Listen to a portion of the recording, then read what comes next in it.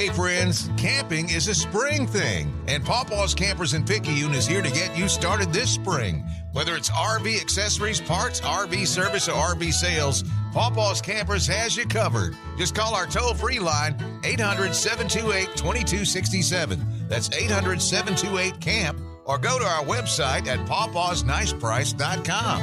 We're not that far from where you are. Come and see us today. That's a good RV, Pawpaw.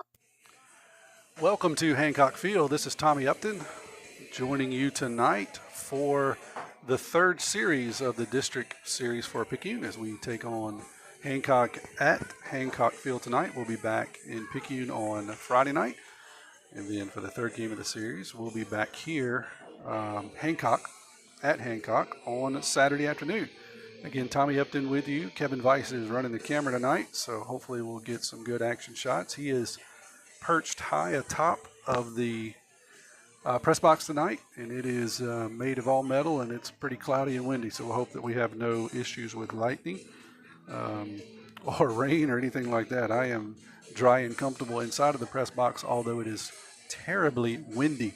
So if you hear a little rustling or if you see papers or hear papers flying around, you'll know that we're struggling a bit with the wind. But other than that, it is a nice night for baseball. Both teams are taking their infield.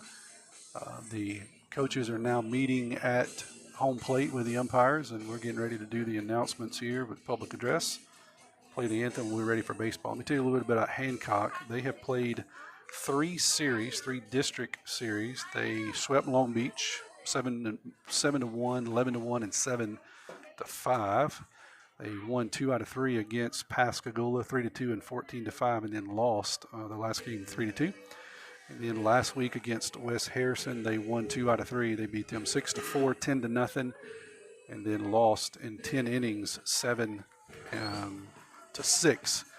Picayune is also 7-2 in the district, and so we swept Pascagoula, we swept West Harrison, and then last week we lost the series to George County. Won the first game 5-4, got beat in a nail biter down there Friday night, 2-1, and then in 8 innings, and then lost handily on Saturday 10-0 in a game that just couldn't seem to go, anything could go right for Picayune. So looking to turn that around tonight, very important matchup.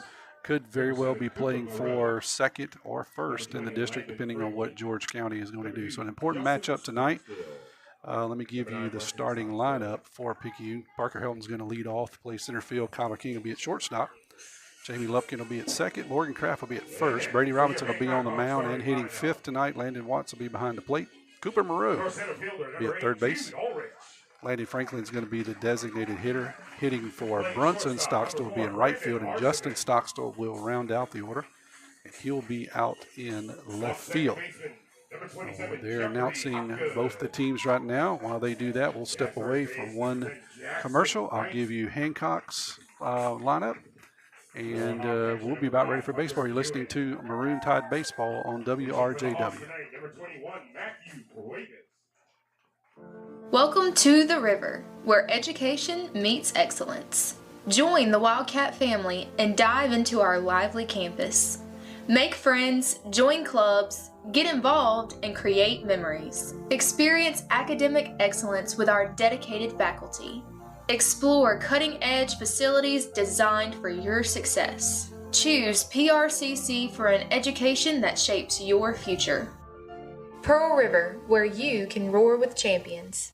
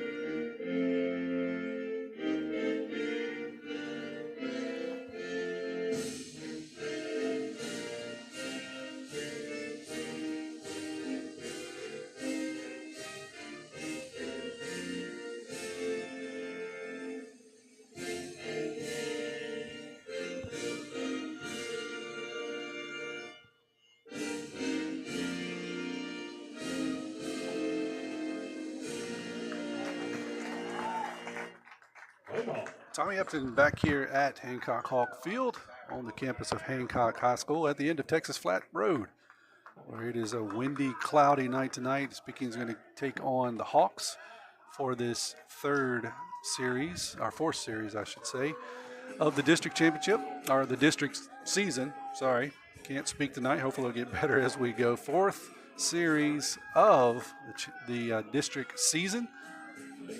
And Picayune's looking for an important series tonight. Brady Robinson's on the mound for his second start after being out for about 6 weeks with a leg injury. He pitched about 60 pitches the other night against George County. Had a pretty good outing. Shaky first inning. He was not helped by some Picayune errors and a couple of timely hits by George County. They gave up 4 runs in the first inning, but Picayune battled back actually to win that game 5-4. And then went on to win the second game of that series. So Brady looking to get his second start of the season tonight against the Hawks. Let me tell you a little bit about the Hawks. Jude Ulrich will be in center field batting first. Brandon Arson will be at shortstop. Jeffrey Hopgood will be over at second. Jason Knight, their leading hitter, hitting at a .433 clip, will be at first base. Hunter Kuhn will be at second. Matthew Cuevas will be pitching tonight. Landon Shields will be the designated hitter. Clace Brown will be at third base, and Gavin Brothers will be out in left field. So here we go. We're underway. Parker Helton's going to lead it off for the Tide tonight. This first pitch of every inning is brought to you by F&B Picayune, your hometown bank. Hometown community spirit, hometown community pride. That first pitch is going to be outside for a ball. So we'll start this one 1-0 tonight. We're underway. Next pitch from Cuevas is going to be in there for a strike. 1-1 now.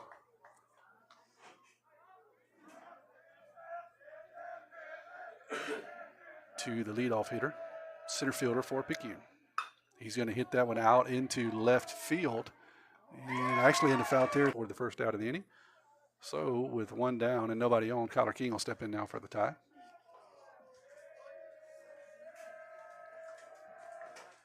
Pitch from Cuevas. That's going to be in there for a strike to Kyler. 0-1, he'll start his at-bat. Just underway if you're tuning in here with us. Top of the first. Second batter, that was going to be up high for a ball 1-1.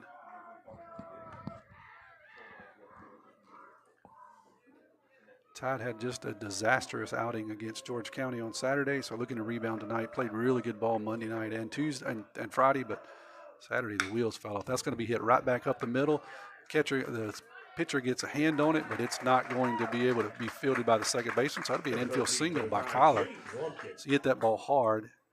Pitcher reached down and got a piece of it as it went by him, but not able to do anything with it. Probably hurt himself more than anything. The second baseman got over there, but ball was deflected enough that Kyler's able to get. That'll bring Jamie Lumpkin to the plate now, second baseman for Picayune. He'll step in here with a runner on and one out. Top of the first, no score. That curveball's going to be just outside for a ball 1-0. Coach Evan giving the signals for the Tide. Trying to settle in here and see what we can do against Cuevas. That'll be a throw over to first. Kyler was back easily. A few numbers on him and Knight, the third baseman, seem to be the two heaviest used pitchers. I'm sure we'll see Knight sometime this week. Here's a 2-0 to Jamie. That one's going to be on the inside corner for a strike, 2-1. Kyler still stands down at first, one out. After Parker Helton popped out to start the game. That'll be another throw over to first. Kyler gets back easily. It's a good spot. Coach Evan likes to do some hit and run here. We'll see if Kyler is in motion. He is. That ball's up high. Kyler's going to get in there. The throw was just a bit high. I think a good throw would have made it close. But Kyler was able to take advantage of an errant throw, and he'll stand down at second with a stolen base. Jamie's going to have a 3-1 count here. Tide in business cooking top of the first. 1 out, 1 on. There's a 3-1 pitch from Cuevas. Jamie's going to foul that one straight back. That'll run the count to 3-2 here. If you're listening or watching, let us know. You can text us 601-590-5950. We always love to hear from you. See who's out there in radio land or YouTube land watching or listening. So a good move there by Cuevas as they caught Kyler trying to steal a base. Spun around and got Kyler halfway. Threw it to short, threw it to third threw it back to second. And they were able to tag Kyler out. So I recorded the second out of the inning. Here's a 3-2 pitch. That one's going to hit Jamie. So he'll get down to first, bring Kraft to the plate, but he'll hit with 2 outs now. Unfortunate move there for the Tide. Good move by Cuevas as he caught Kyler leaning. So with Jamie at first, 2 outs, Morgan Kraft, Tide first baseman, will step in. First pitch to him is going to be a curveball in there for a strike. 0-1. Corey Dorn, Gerald Wells. Sorry, Gerald, listening in. Hey, guys. I'm a little flustered tonight. All this wind, Gerald, you got to forgive me. Here's the 0-1 count. That one's going to be hit hard out into center field, but right at the center fielder. Morgan hit it just about as hard as you could hit it, but right at the center field. So the Tide get a little bit of traffic, but they're unable to capitalize after Kyler gets picked off and Morgan flies out to center field. We're heading to the bottom of the first. You're listening to Maroon Tide Baseball on WRJW. Get back in the game with Dodd Therapy Center. Jamison Dodd has the specialties and experience to get your athlete back in the game, including indoor turf, Hyvamat, blood flow restriction, trigger point dry needling, and much more. Dr. Dodd and Dodd Therapy Center is also specializing in treating Parkinson's disease and other neurological disorders. Give Dodd Therapy Center a call at 769-242-2636 or visit us at 405 Memorial Boulevard in Picayune and get back in the game. Hey friends, camping is a spring thing, and Pawpaw's Campers in Picayune is here to get you started this spring. Whether it's RV accessories, parts, RV service, or RV sales, Pawpaw's Campers has you covered. Just call our toll-free line, 800-728-2267. That's 800-728-CAMP, or go to our website at pawpawsniceprice.com. We're not that far from where you are. Come and see us today. That's a good RV, Pawpaw. Welcome back to Maroon Tide Baseball. Tommy Upton here, along with my buddy Kevin Weiss. He's up on the roof running the camera. So we're hopefully get you some good shots tonight if you're watching in on a YouTube stream or on my personal Facebook page. It should be streaming to both. And you can, of course, catch us on WRJW's portal. So whether you're watching or listening, we are glad to have you tonight. Got a couple of folks texting here. Of course, Tyler and Pappy are listening back at Hippo. Hey, guys. Mike and Tracy Nicholson listening in. Roll Tide. Kurt Gerald listening in, too. Roll Tide, guys. Glad to hear y'all and see y'all. Brady Robinson is taking his warm-up pitches. He's in his second outing of the year, returning from a leg injury, a freak injury, as he slid into third about 6 weeks ago. Hurt his leg, been out, and glad to have him back tonight. Looked pretty good the other night. I think he favored that leg just a bit, not necessarily hurt, but sometimes when you're hurt that long, you favor it just a bit, and I think he did, but he settled in quite quickly and pitched pretty good. So looking forward to seeing what Brady's got tonight. He'll be up against Jude Ulrich, the center fielder. Brandon Arsenet will be second, and Jeffrey Hopgood. That'll be 1, 2, 3 for Hancock here in the bottom of the first. Here's the first pitch from Brady to Ulrich. It's going to be outside for a ball. Two things you want to look for from Brady if he's on is good arm side movement. So for him, that'll be the ball moving away from a right-handed hitter on his fastball and then keeping that breaking pitch up. That's what you want to see from Brady. That one's outside 2-0. I see good movement already on those first two pitches, so that's one good sign. Sometimes it takes Brady a batter or two. The movement is so big to actually land it and kind of get his sights adjusted. See what he can do. 2-0. Still up and out. 3-0. That was one of the things that he struggled just a bit with the other night, and I think that's just a matter of getting used to that leg, putting pressure on it, pushing off of it. I think that'll come a time he'll be fine. That's a good-looking pitch right down the middle, 3-1. First couple batters the other night, I think he was still feeling it. Settled in nicely. That one's down low, so he'll walk the first batter, Ulrich. See if we can settle in here against Arcement. Arcement steps into plate, hit 190 for Hancock. Ulrich hitting 313. Stands down at first, and Jeffrey Hopgood will be stepping in next. He's on deck. Hopgood hitting at 250. Arcement will step in here, right-hander. Runner at first. Nobody out here in the bottom of the first. He's going to square to bunt.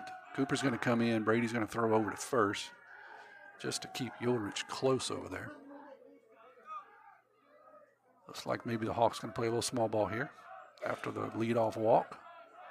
Cooper inching in at third. Now he's charging in as Arcement squares. He pulls back. It's going to be a slap up the middle, and that's going to get through Jamie. So that was the pull back, the bunt, pull back and slap that executed to perfection. That'll be a single up the middle by Arcement. So you got runners at first and second now, nobody out. Jeffrey Hopgood will be the batter. For Hancock here, Brady struggled a bit with his control in the first batter. Morgan's going to creep in here, see if they're going to do that again. There, he's going to square. It looks like he's going to try to bunt this one. He does bunt it over to the pitcher. Brady's going to make the throw to third, and he's safe.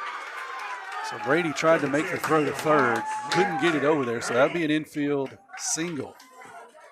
So after a walk and two singles, one of them a bunt single, Hancock's in business here as they've got the bases loaded. Jason Knight hitting now, their leading hitter, hitting at a 433 clip. So trouble all the way around here for Tide, nobody out. Bases full of Hawks. Here's the first pitch. That's going to be down low for a ball. 1-0.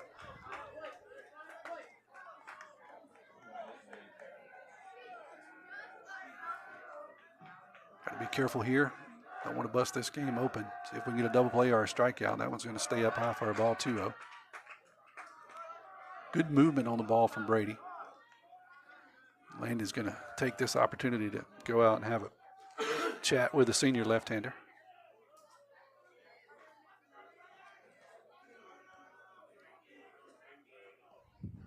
We're just underway here in the bottom of the first. No score, but Hawks are threatening. They've got the bases loaded, nobody out, and their leading hitter at the plate. 2-0 count here to Knight.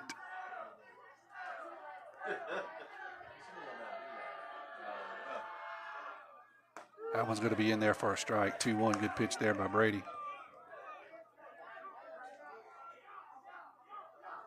Ground ball or a strikeout would be great here. That one's going to be hit hard out into left field. It's going to be a base hit. One run's going to score. Stockstill's going to come in and pick it up, and he will stop the runner there. So it'll be one run on a single. That ball was hit pretty well out into left field. Stockstill comes in, one hops it, keeps the runner at third. So base is still loaded now. Hunter Kuhn's going to step in here, catcher for the Hawks. Base is still loaded, as I said, nobody out. 1-0 here, Hancock. That one's going to be in there for a strike, 0-1. Still a lot of baseball yet to be played. Just need to settle in here a bit, see if we can get an out. Double play would be great. We would trade a run for a double play. That one's going to be hit out into shallow right center field. Brunson's going to come in and make the play. He was running and did not get a good throw into the plate, so the runner from third is going to score. Brunson had to run a long way for that. That ball, made the catch, but was not able to set his feet and make a good throw. So the runner's going to score from third. We have runners at first and second now. 2-0 Hawks, one out. after the sac fly by Kuhn. Matthew Cuevas now, the pitcher, is going to step in. That one's going to be hit, but right at Jamie, and Jamie's going to double him off at second base. So a line drive to Jamie. Jamie makes the play, flips it over to Kyler at second base, and gets us out of the inning. That could have been way worse than what it was. Tide give up 2, but we'll take it considering it was bases loaded and nobody out. Headed to the top of the second. Hawks lead this one 2-0. Dr. Hermaine Almonte, Chair of Surgery and Trauma Medical Director, Highland Community Hospital. Over the last 10 years, the Highland Surgery Department have grown exponentially. We have been able to add multiple services to our surgery department, which includes urology, general surgery, advanced laparoscopic surgery, ENT, as well as ophthalmology. Highland Community Hospital, here when you need us most. For more information, go to highlandch.com. Dr. Lori Blackmer and Dr. Mark Hutto at Picayune Eye Clinic are experienced optometrists who are passionate about your vision care. Picayune Eye Clinic will cater to all of your vision needs, answer any eye care questions you may have, and supply you with the most up-to-date optometric information and fashion eyewear and frames in order to keep your eyes clear and healthy. They've been providing complete eye care for over 30 years. The clinic is at 908 6th Avenue in Picayune. Give Picayune Eye Clinic a call today at 601-798-4182 and begin to see things more clearly. We're headed to the top of the second inning. Tide trails 2-0 here. Could have been much worse, though. Ronnie Busby and Justin Stockstill are also listening in. Appreciate you guys listening in. I want to remind you that the first pitch of every half inning is brought to you by your hometown bank, F&B Picayune. We're there, Picayune Maroon Tide proud. Stop by the main branch at 121 East Canal for all your banking needs. Brady Robertson's going to lead it off here. We get action underway. Waiting on him to come out of the dugout. To be getting another bat. Pitcher has taken his warm-up tosses. Catcher's thrown one down. Ready to go here. Need to get some base runners. Tide tried to get a little bit of traffic, ran themselves into a pickle, literally, by King. That was an out, and then Morgan hit one on the screws, but hit it right at the center fielder. And so they're going to give a pitch violation to Brady for taking too much time, and they'll chalk up a ball. So it starts the count as 1-0. Brady was adjusting his glove. The umpire had enough of it, so he charged him with a ball. And that one's going to be up high. I'm sorry, with a strike, not a ball. So it'll be 1-1 now. 1-1. Charged Brady with a strike to start it. Pitcher threw the ball, so now it's 1-1. Brady's going to foul that one off, so he's down 1-2 now. Yeah, Brady took a while coming out of the dugout, not sure what was going on. Some kind of equipment malfunction, got to the batter's box and was adjusting his gloves. And the umpire took offense and charged the ball. Charged a strike. So we're 1-2 now. There's a pitch from Cuevas. That one's going to be up high, so 2-2 now to Brady. We're in the top of the second. Tide trail 2-0. Nobody out, nobody on. That one's going to be outside, 3-2. Now to the senior pitcher, right fielder for the Tide.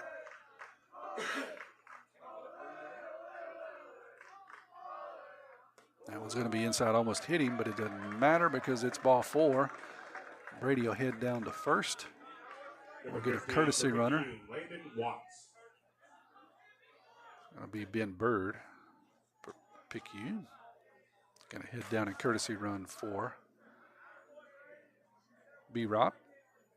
Landon Watts will step in now for the Tide, catcher. PRCC commit as a pitcher.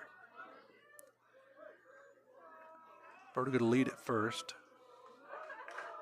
Cuevas gets on the rubber, gets his pitch, comes set. That was going to be up high for a ball, 1-0.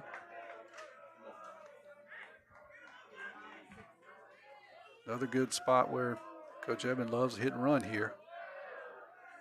We'll see if Bird takes off. Landing all over the inside part of the batter's box, daring him to throw it inside. That one's high, 2-0. Through the Tide catcher. If you're just joining us, we're at the top of the second. Tide trail 2-0. Could have been much worse. Tide had bases loaded there. Nobody out. They would get away with an inning double play. That one's going to be in there for a strike. 2-1 now to Watts. Got a fly out to right field. And a line drive to Jamie, who flipped it to Kyler at second and doubled up the base runner off second. Ended the inning for the Hawks. That one's going to be up high. 3-1 now to the Tide catcher. Runner at first and nobody out here in the second.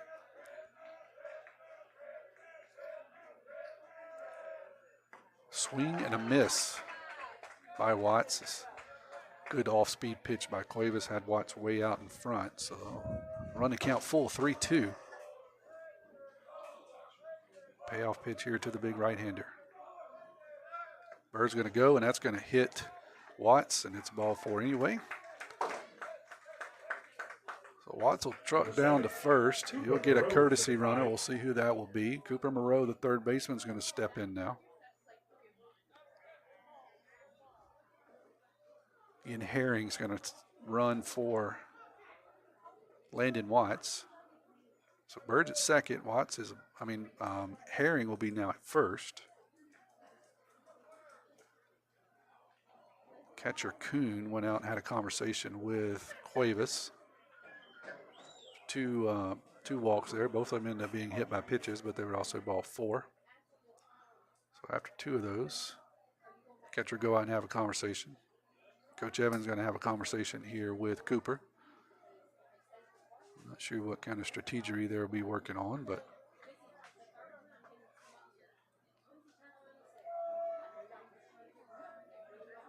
we'll see what they've got up their sleeve. First baseman smelling something. He's in on the grass. Third baseman playing even with the bag. Middle infielders are back, anticipating a double play.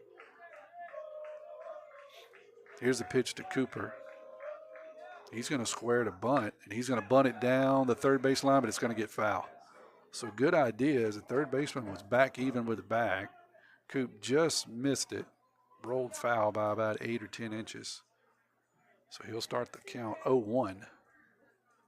Still got 2 on and nobody out. He gets a sign from Evan.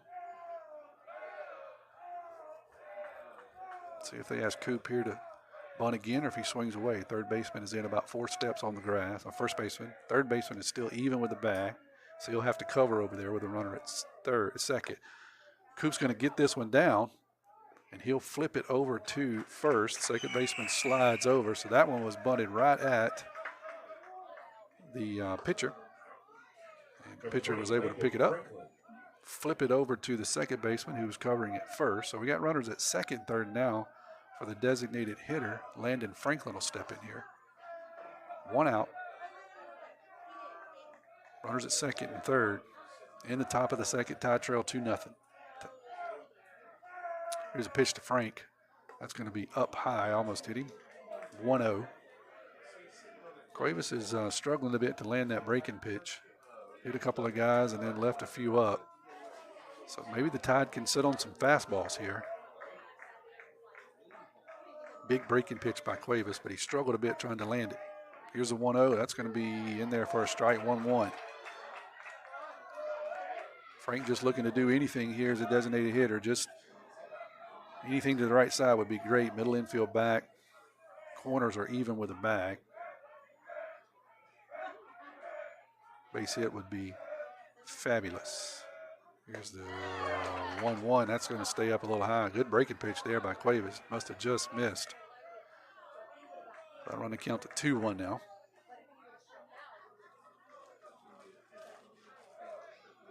Justin Stockstill's on deck for the Tide. Tide left fielder.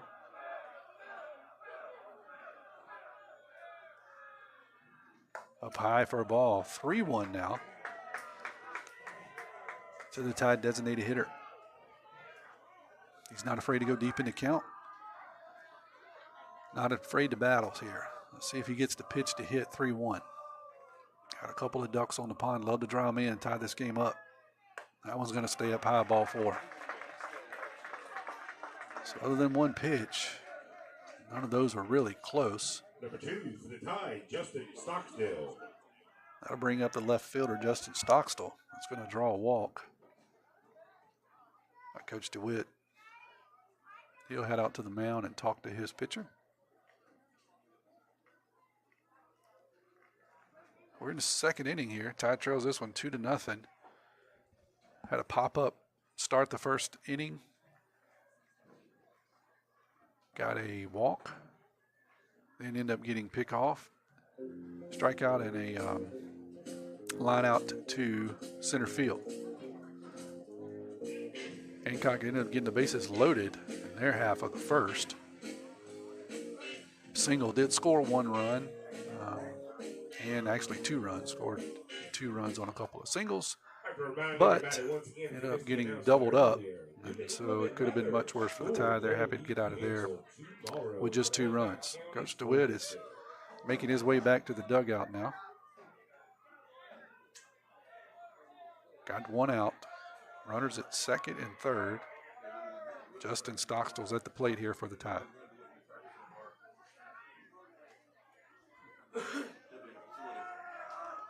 Parker Helton will be on deck. Leadoff hitter for the Tide. First pitch is going to be in there for a strike. 0-1. I said second, third, but it's actually bases loaded. Frank down at first. So bases loaded for the Tide. 1 out. 0-1 to Jay Stock. That one's going to be in there for a strike. 2 good pitches now by Cuevas. Sometimes that's all it takes is the head coach to go out and talk to you a bit and shape it up. So Cuevas had 2 pretty good pitches there following a visit by his coach. He's got Stockstill down in the hole 0-2. Tries to get him to chase something off the plate. That's going to hit him. Going to hit him. Up and in. The fastball just got away from him. So that'll drive in a run the hard way. Number 11 for the Tide, Parker Helton. Base is still loaded. Parker Helton will step in now. He popped out to third base. His first time up.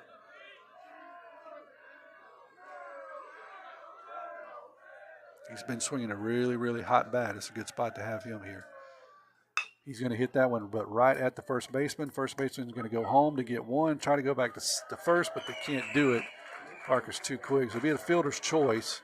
Parker hit it pretty good, but hit it right at first baseman. He throws it home, gets the second out, but not able to get the double play. So we got 2 outs now. Kyler King will step in here. He singled in the first. Jamie Lumpkin's on deck. 2-1 here in the top of the second. That one's going to be down low for a ball, 1-0.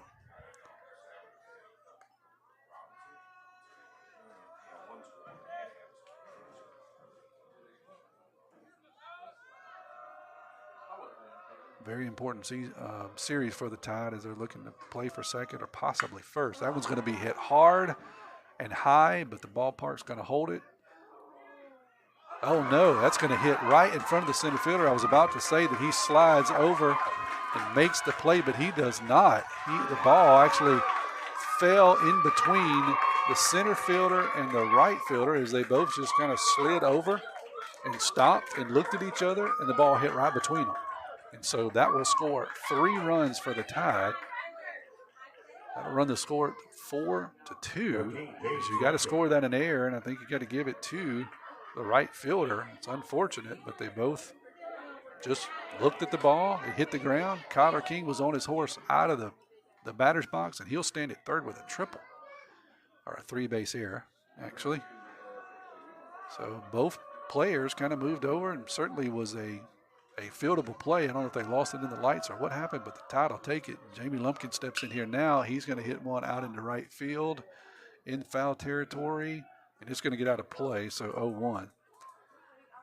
Yeah, both guys kind of stopped for probably almost 2 seconds, and then the ball hit between them. Just couldn't get a beat on it.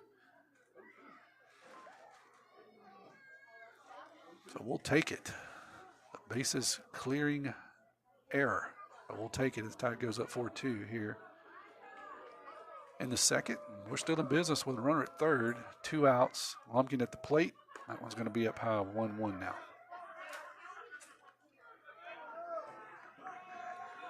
Timmy scored that one a hit. I don't know how you could, quite honestly.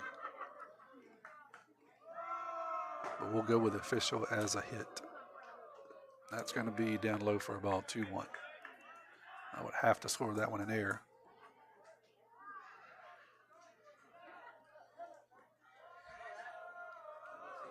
But nevertheless, it's 3 runs and we'll take them. So 2-1 now to Jamie. Kyler still stands down at third. That one's going to be hit back up the middle, off the end of the bat. Shortstop's going to pick it up, flip over to first, and he will make the out. So Tide score 4 here. That's exactly what we needed. They take advantage of a couple of mistakes, we'll call it, by Hancock and a couple of hit by pitches. We head to the bottom of the second. You're listening to Maroon Tide Baseball on WRJW. Looking for a gym to help you become a healthier you?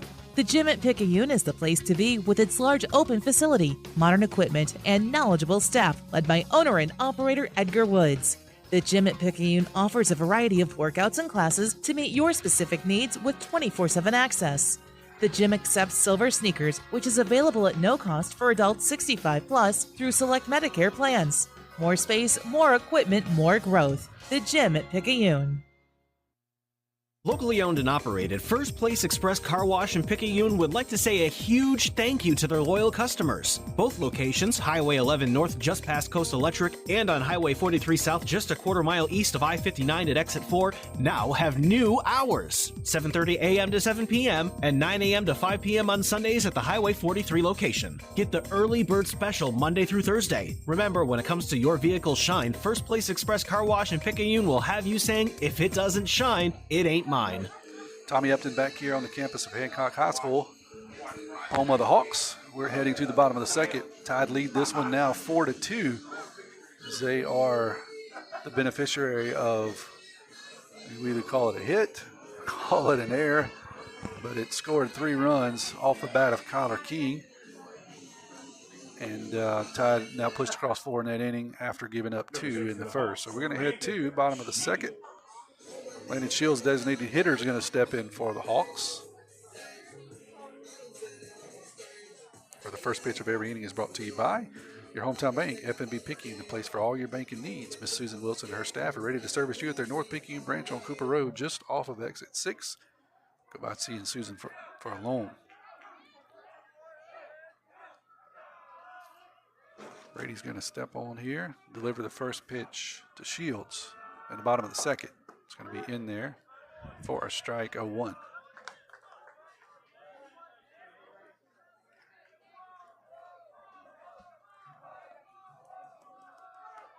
That one's going to be lifted out of play over our head, so it'll be 0-2 now to the designated hitter.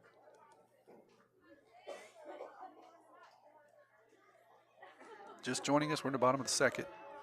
Tide lead 4-2 after getting 4 runs in the top of the second.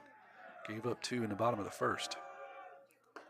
That was going to be just low, 1-2 now to the designated hitter. Brady struggled a bit in the first. See if he can settle in here in the second. Give us a couple of innings. That one's going to be swung on and tipped into the glove. So that'll be strike 3 and a strikeout for the designated hitter. Chase Brown, third baseman, will step in now for the Hawks. Brown hitting at 235 for Hancock.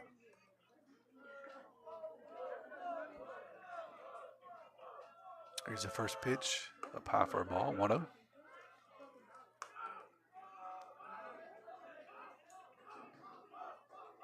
Wind has settled down a bit, not quite as bad as it was before it got dark.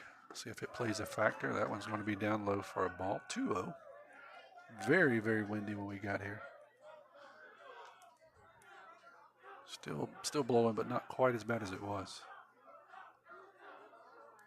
See the camera shaking a little bit. Kevin is perched up on top of the press box.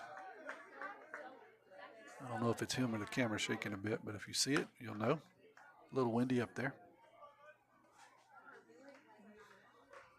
2-1 now to Brown. Gavin Brothers will be on deck. That was going to be outside, 3-1. Now to the third baseman.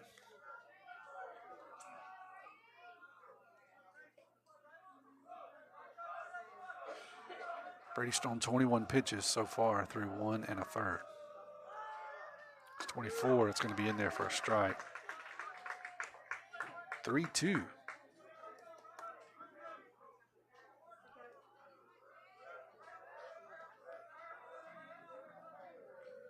Here's the payoff pitch.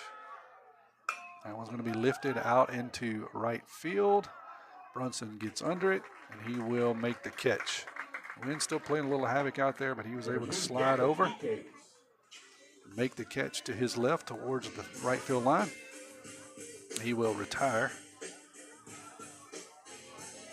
The first out of the inning. The second out of the inning, Gavin Brothers step in now. Left fielder. He hits from the left side.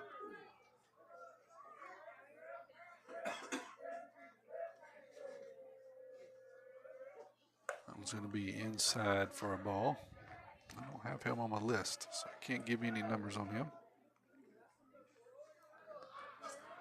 1-0 to the Hancock left fielder. That one's inside. Nope. Called a strike. 1-1. Brothers was evacuating, but it was called a strike. So 1-1. See if Brady decides to live in there. Brothers does not seem to like the inside pitches. That one's in there for a strike. 1-2. He's got him leaning now. When your knees give out on you, it's very difficult to hit. And I think Brothers is backed up a little bit. Let's see what he does here. 1-2. Swing and a soft ground ball to Jamie. Jamie's going to field it, throw over to first, and it is not in time. Brothers did not look good swinging the bat, but he got the ball down and beat it out to first. So good job there by that young man. Jamie came in, didn't have a whole lot of fire underneath him. Kind of nonchalantly picked it up. Didn't throw it with a lot of passion. Brothers got down the line well. So we'll have to give that an infield single. Jude Ulrich now. Center fielder, leadoff hitter will be back up to the plate. He walked his first time up. That one's going to be in there for a strike. 0-1.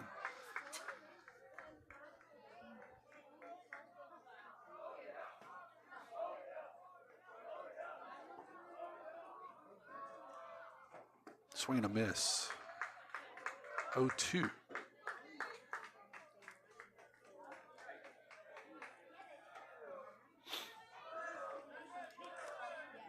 (4-2) tied here in the bottom of the second. 2 outs, 0-2 count, runner at first. Brady wants to get out of this, get the Tide back into hitting. See if we can continue to pile up some runs against Nikes. That one's going to be up high, 1-2. To the Hawk leadoff hitter.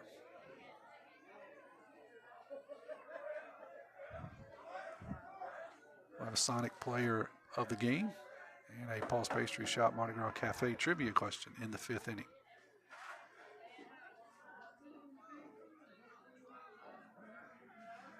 Brady comes set here. Actually, he shakes off. Now he's going to come set. 1-2 pitch. Ulrich. Swing and a miss. So Brady retires the Hawks fairly quietly here after an infield single. We'll head to the top of the 3rd. You're listening to Maroon Tide Baseball on WRJW. Nobody protects you from mayhem like Allstate. I'm thick-cut bacon sizzling on your stove. And while you were over there smearing your bagel, this little piggy went on a splatter spree. And if you don't have the right home insurance coverage, you'll be crying wee, wee, wee over this fire in your home. So get Allstate. Jason Pygott has offices in Picayune. Make sure you have the right coverage. Give the Pygott Agency a call today. 601-798-7005. Subject to terms, conditions, and availability. Allstate Vehicle and Property Insurance Company and affiliates, Northbrook, Illinois. Join the crispy chicken craze with Sonic's all-new crispy tender wraps and hickory barbecue and cheesy baja. Stop by and enjoy each for only $1.99. Sonic's Crispy Tender Wraps include all white meat, melted shredded cheddar cheese, and lettuce. The Hickory Barbecue has additional hickory sauce, and the Cheesy Baja has an added zesty cheese sauce, and both are wrapped in a warm tortilla. Try one today at Sonic Drive-In on Highway 11 North in Picayune. Go ahead, push that red button for happy eating at its best. Tommy Upton back here in the top of the third. Morgan Kraft's going to lead it off for the Tide. First pitch is going to be down low for a ball. 1-0. The first pitch of every inning is brought to you by your hometown bank, FNB Picayune, where they always put you first. Stop by the South Branch and see Miss Tracy Acker, Memorial Boulevard, for all your banking needs. That was going to be hit out into left field, and it's going to be in the gap down. Morgan's going to round first. Ball's going to get away from the left fielder. Morgan's going to get into second with a leadoff double for the Tide as he hit a ball well.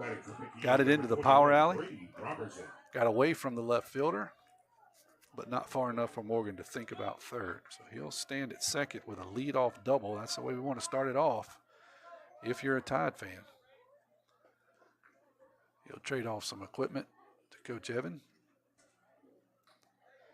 Brady Robinson will step in now for the Tide.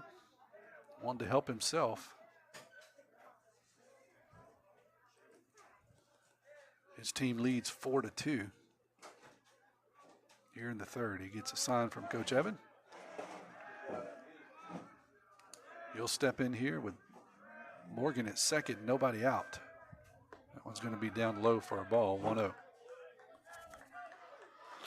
Morgan got a fastball up in the zone and pounded it out into left center field.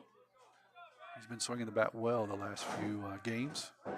Glad to see him get out of a little bit of a scuffle. Now we need to get Brady hot. That one's outside 2-0. Top of the Tide lineup, been hitting the ball really well past couple of weeks. It's been, in my opinion, a very good move to put Parker at the top of the lineup, move Jamie down. That's a pretty big gauntlet to have to run through 1 through 4 if you're an opposing pitcher. Brady's going to hit that one foul into the first base dugout. So it'll be 2-1 now. To Brady, hits from the left side, as well as throws left-handed.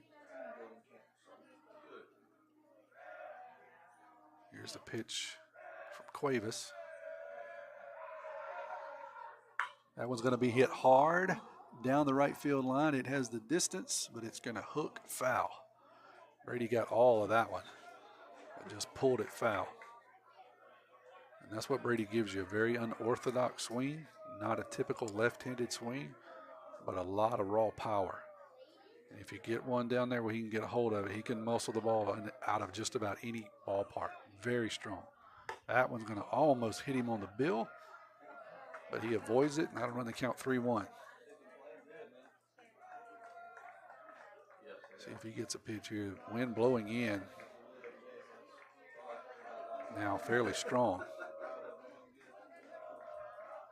You'll see a 3-1 pitch. Morgan still down at second, nobody out. Gonna foul that one off. Pretty good breaking pitch there by Cuevas. Worked that breaking pitch off the outside part of the plate into the middle of the plate. Brady was able to get enough of it to fight it off. Run the count to 3-2. Nobody out. Runner at second, Tide leading 4-2 here in the third. Here's the pitch. Swing and a miss. Brady looked like he got fooled on that pitch. Was looking for a fastball. And had to kind of swing out there on the outside part of the plate and got fooled. So 1 out now. Landon Watts will step in for the Tide. Morgan still at second.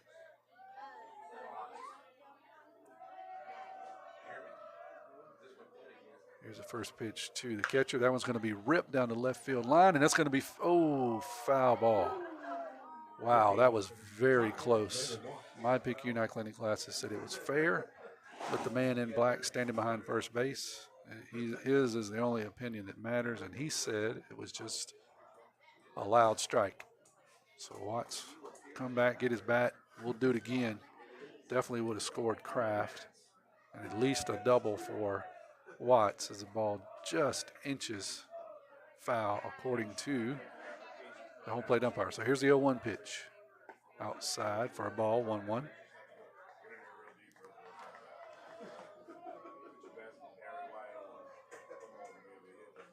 We're in the third. Tide leads this one 4-2. We got 1 out, 1 on. Tide catcher at the plate, Watts. 1-1 count. That's going to be a good breaking pitch. Gets in there for a strike. 1-2 for Cuevas. He struggled a bit in the first and second innings landing that breaking pitch, but he seems to maybe have gotten it under control here in the third. He's landed quite a few big sweeping breaking pitch. You don't see a lot of those anymore, but a big sweeping breaking pitch. That one's going to be in the dirt, going to get past the catcher. So Kraft will get down to third on the pass ball, or on a wild pitch, I'm sorry.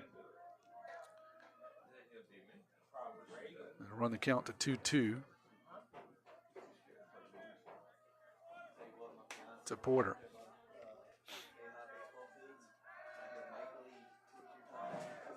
Pretty good crowd here tonight, both sides, an important contest. Playing at least for second, potentially first, depending on what George County does in the district.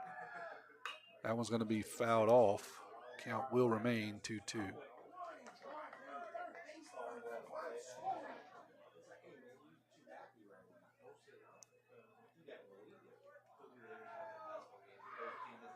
Cuevas will get back on the mound.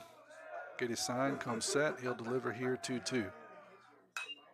Lifted out into right field. Right fielder's going to come over, call off the first baseman, and drop the ball. Call off the second baseman, I'm sorry. Second baseman drifted over. That ball just hit a wall of wind out there. And the right fielder has been struggling a little bit tonight. That is, trying to get a number off him. He has struggled a bit. So that's going to score a run and make it 5-2. Watts is going to be at second. Going to have to call that one an error. I don't care what Timmy scores it. Hit the right fielder in the glove. So we'll have 1 out now. Cooper Moreau will step in. 5-2 now. Tide leads it. Ian Herron will be the courtesy runner down at second. Coop's going to foul that one off, 0-1. Yeah, ball looks like it hit pretty well, but it runs into a wall of wind out there, kind of stops, and ended up being not very far behind first base, quite honestly. And right fielder was there, settled under it. Second baseman, they just didn't communicate. Second baseman kind of undercut him, and he tried to reach over the second baseman, make the play, couldn't do it, ended up dropping the baseball. That's going to be outside, 1-1 now to Coop. So tough error, but has to be scored an error nonetheless. 1-1 now to the junior third baseman. He hits from the left side. Ian Herron stands down at second. Tide leads this one 5-2 in the top of the third. It's going to be in there for a strike. 1-2 now to Coop.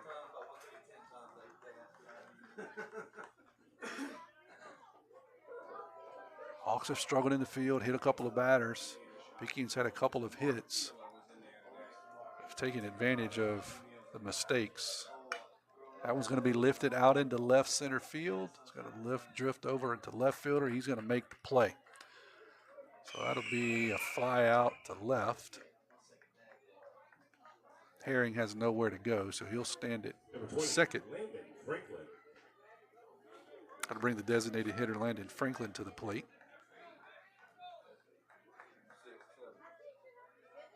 Frank walked his last time up and scored a run.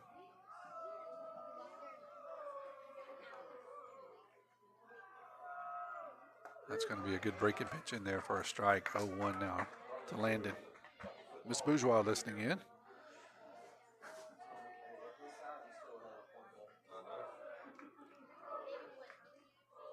Let us know if you're listening. 601-590-5950.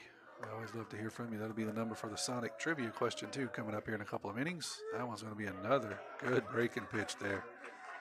0-2 to Frank. Cuevas has got a good one when he lands it. He struggled a bit early, but seemed to be getting control over it. Big sweeping left to right, east to west breaking pitch. That one's going to be outside. 1-2. tall right-hander is Cuevas. So Frank will dig in here, 1-2. Got a runner in scoring position. Another good breaking pitch that Frank's able to foul off. Count will remain 1-2.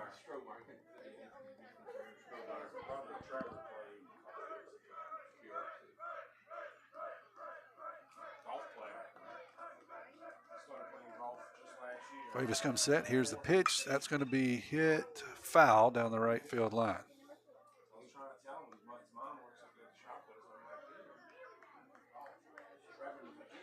Mr. Alex Reiser listening in. Hello, Alex. Long time no see, my friend.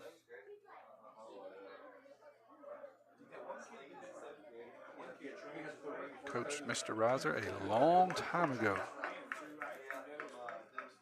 I think he was about 13 or 14, and I was about 12 is what it feels like. Coach those guys, a very good group of kids. Oh, got a timeout. No pitch by the umpire. Not sure what that was about, if Frank called timeout or what, but pitcher was in mid-stream. Now they're going to call that a pitch clock violation. So 2-2. That one's going to be outside now, 3-2. I don't see a pitch clock, so I don't know where he's getting his time, but this umpire is the first one I've seen all year called pitch clock violations, and he's called 2 of them. One on the pitcher, one on the batter. So full up now. Runner at second, 2 outs. Up high for a ball 4. So Frank will get down to first. Justin Stockstill will step in here now. Tide left fielder, hits from the left side. Parker Helton, Tide leadoff hitter, will be on deck. Able to score 1 in this inning, looking to add to that total. Tied up 5-2 here in the third. 2 outs, runners at first and second. That one's going to be inside for a ball, 1-0.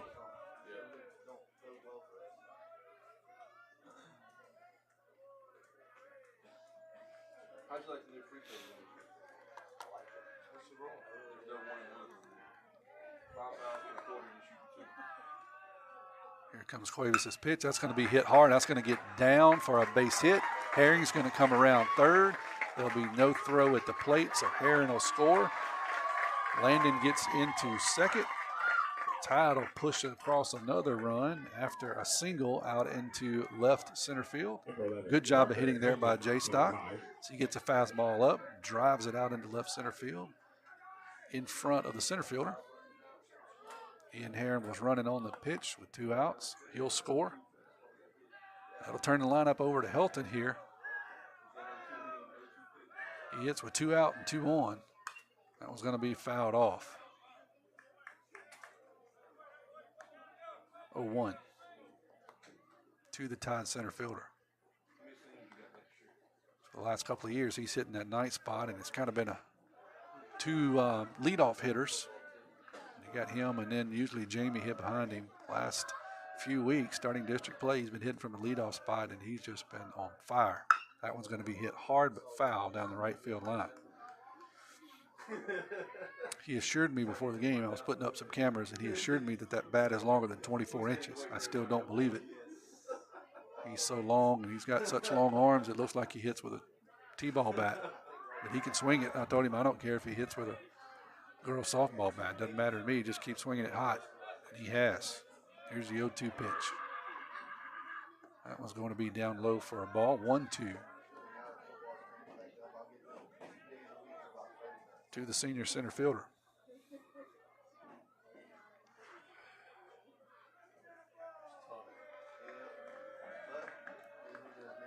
Connor King's on deck if we get there. Here's the 1-2. It's going to be fouled off. That will remain 1-2.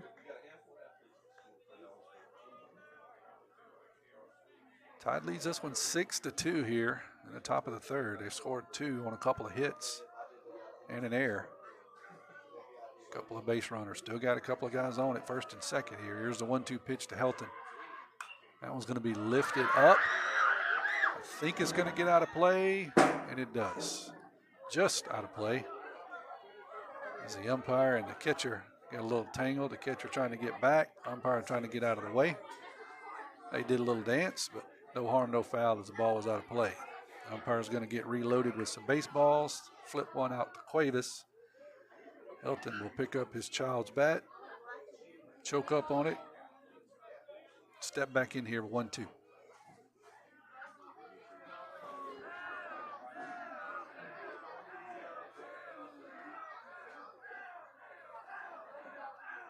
Cuevas is going to get his sign. He'll come set. Frank's at second. Jay Stocks at first. That one's going to be hit on the ground at the second baseman. He'll pick it up, flip over to first, and record the third out of the inning, but not before the Tide push 2 across. They extend their lead 6-2. We're headed to the bottom of the third. Tide leading this one 6-2. Bag right, bag right. Come on in and get your bag right. Bag right, bag right. Hey, come on in and get your bag right. More for your health, do more for your life. Come on in and get your bag right. Do more for your health, do more for your life. Come on in and get your bag right. More chiropractic clinic. Call at 601-749-4939 or visit the website at www.more/chiro.com. Pearl River Community College has been providing a quality education to the people of South Mississippi and beyond for the past 110 years. If you or a family member is an alumnus of this great institution, we invite you to support future PRCC students through the PRCC Foundation Scholarship Program. Honor or memorialize a loved one or identify your support for the college by creating a scholarship through the PRCC Foundation with your tax-deductible financial gift. Call Delana Harris with the PRCC Foundation office at 601-403-1191 and make a financial investment in a young person's future at Pearl River Community College. Tommy Upton here with you on the campus of Hancock High School, home of the Hawks, as Tide lead this one 6-2, heading into the bottom of the third. Kevin Weiss is also running cameras for us tonight. We're trying to give you a little live operator. Most of the time we have fixed cameras. It's usually just me or maybe me and Timmy, but trying a new operator, trying to break him in. I think he's doing a pretty good job, so I appreciate Kevin joining us, volunteering his time to do some camera work here. So if you're watching us on the YouTube stream or Facebook, you'll see his handiwork. All right, the first pitch of every inning is brought to you by your hometown bank, F&B Picayune, where hometown means the best service around, with 4 locations to serve you. Here's the first pitch to Arcement. It's going to be fouled off for a strike, 0-1. Arcement is 1 for 1, singled and scored a run for the Hawks. Is going to be in there for a strike, 0-2. He came into today's game hitting at a 190 clip for the Hawks. He plays shortstop. Hopgood, the second baseman, will be on deck, followed by Knight, their leading hitter, over at first base. Here's the 0-2 to the shortstop, swing and a miss. Got fooled on a breaking pitch. He'll go down swinging. Jeffrey Hopgood. Jeffrey Hopgood, the second baseman, will step in now for the Hawks. He's 0 for 1 here tonight. He was hitting at 250 coming into the game. That was going to be swung on and missed, 0-1. Brady starting to settle in a bit. Laying some breaking pitches. Fastball's got some good movement. He's looking pretty good. 36 pitches so far. There's 37. It's going to be fouled or hit back to Brady. He's going to pick it up, throw to first, and throw it away. Big high chopper to Brady. He spun around, and what often happens when you have time, you throw the ball away. Had plenty of time, just tried to flip it to Brady, but threw it up the line. And Morgan not able to reach out there and get it. So Hopgood will stand at first after he reaches on an error. Jason Knight will step in now. He's 1 for 1. Came into the game hitting at 433, their leading hitter, as I said. Got one out, one on now for the Hawks. We'll have a Sonic trivia or Sonic player of the game at the end of the game. Paul's Pastry Shop Mardi Gras Cafe trivia question here coming up in about an inning and a half. Snap throw over to first by Brady. Hopgood is back. Brady is very good at that snap throw. Left-hander. Here's the pitch. It's going to be inside for a ball 1-0. Watts is going to try his hand at a snap throw, and they almost got Hopgood. Watts is not afraid to throw the baseball down to first, and he has a cannon of a gun, and that was a good throw and a good tag, and just safe was Hopgood as he gets back into first. Here's the 1-0 pitch, outside for a ball 2-0. To the Hawk first baseman. That's going to draw a visit by Coach Teagan, pitching coach for the Tide. Done a really good job the last few years. We don't get to talk about him a whole lot. Came in here a few years ago and had a very, very young staff. Most of these guys were freshmen and sophomores, and had a lot of talent, but really didn't know what we had, honestly. He's just taken these guys and shaped them, watched them, protected them, didn't overthrow them, encouraged them, got onto them, whatever was needed. And really, my hat's off to Coach T. He's done a really good job with this pitching staff, and he's got some horses this year. Many of them are seniors. He finishes his conversation. He'll head back into the third base dugout. Knight will step back in here, and he'll be awaiting his 2-0 pitch. Hopgood at first. That one's outside, 3-0. Ball's got good movement on it. I'm sitting right behind the plate, so I got a good view left to right. Got good movement on it. He just needs to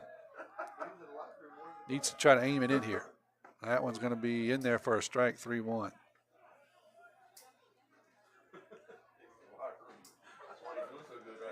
Dr. Tony Lambert listening in. Hey, Dove, how are you, sir? Good to hear from you. That one's going to be fouled off, 3-2.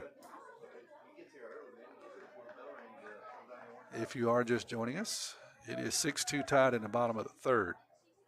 Tide scored 4 in the second, 2 in their half of the third. Hawks scored 2 in the first. They hit now with 1 out, and now 2 men on, as Knight's going to get ball 4.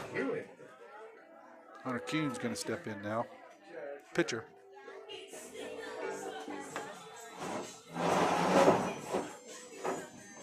He got hit by a pitch last time at bat. So got runners at first and second now. This one's going to be swung on and missed. 0-1. My lovely wife listening in. She never listens in, so that's a treat. After a long drive back from Texas today, I know she's glad to be at the hole on Hippo, or North Nicholson, as we like to call it. That one's going to be in there for a strike, 0-2.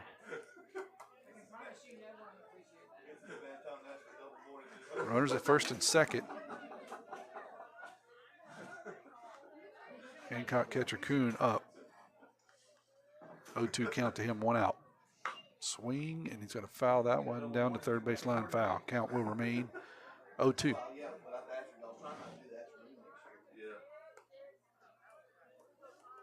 Windy night here for baseball, but so far, knock on wood, no precipitation.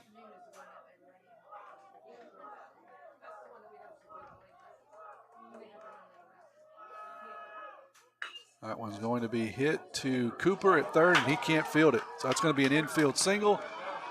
Runner's going to come around third and get thrown out, but Watts is going to drop the ball.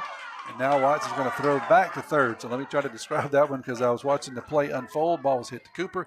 Cooper comes charging in, could not pick it up. It gets by him. The runner comes around second and scores. So that'll be 6-3.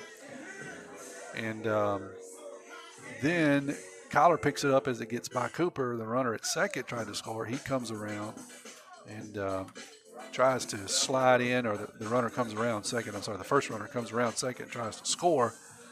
And the throw beat him, but the throw was off just a bit. Landon not able to squeeze it, so he'll score and make it 6-3, and they're going to say that he was out at third. Watts snaps it back to Coop at third, and tags the runner around. I thought they called him safe, but now they've called him out. So we got 2 outs now, runner at first as the end result of all that play. Hancock does get 1. Cuevas, pitcher, is up, and he takes the first pitch up for a ball, 1-0. So a lot happened there. Short amount of time. That one's going to be hit on the nose, but right at Jamie. Jamie will field it, make the third out of the inning. Hawks get 1. Tied with a little bit of defense, able to keep it from having any more effect on them. We're headed to the top of the 4th. You're listening to Maroon Tide Baseball on WRJW.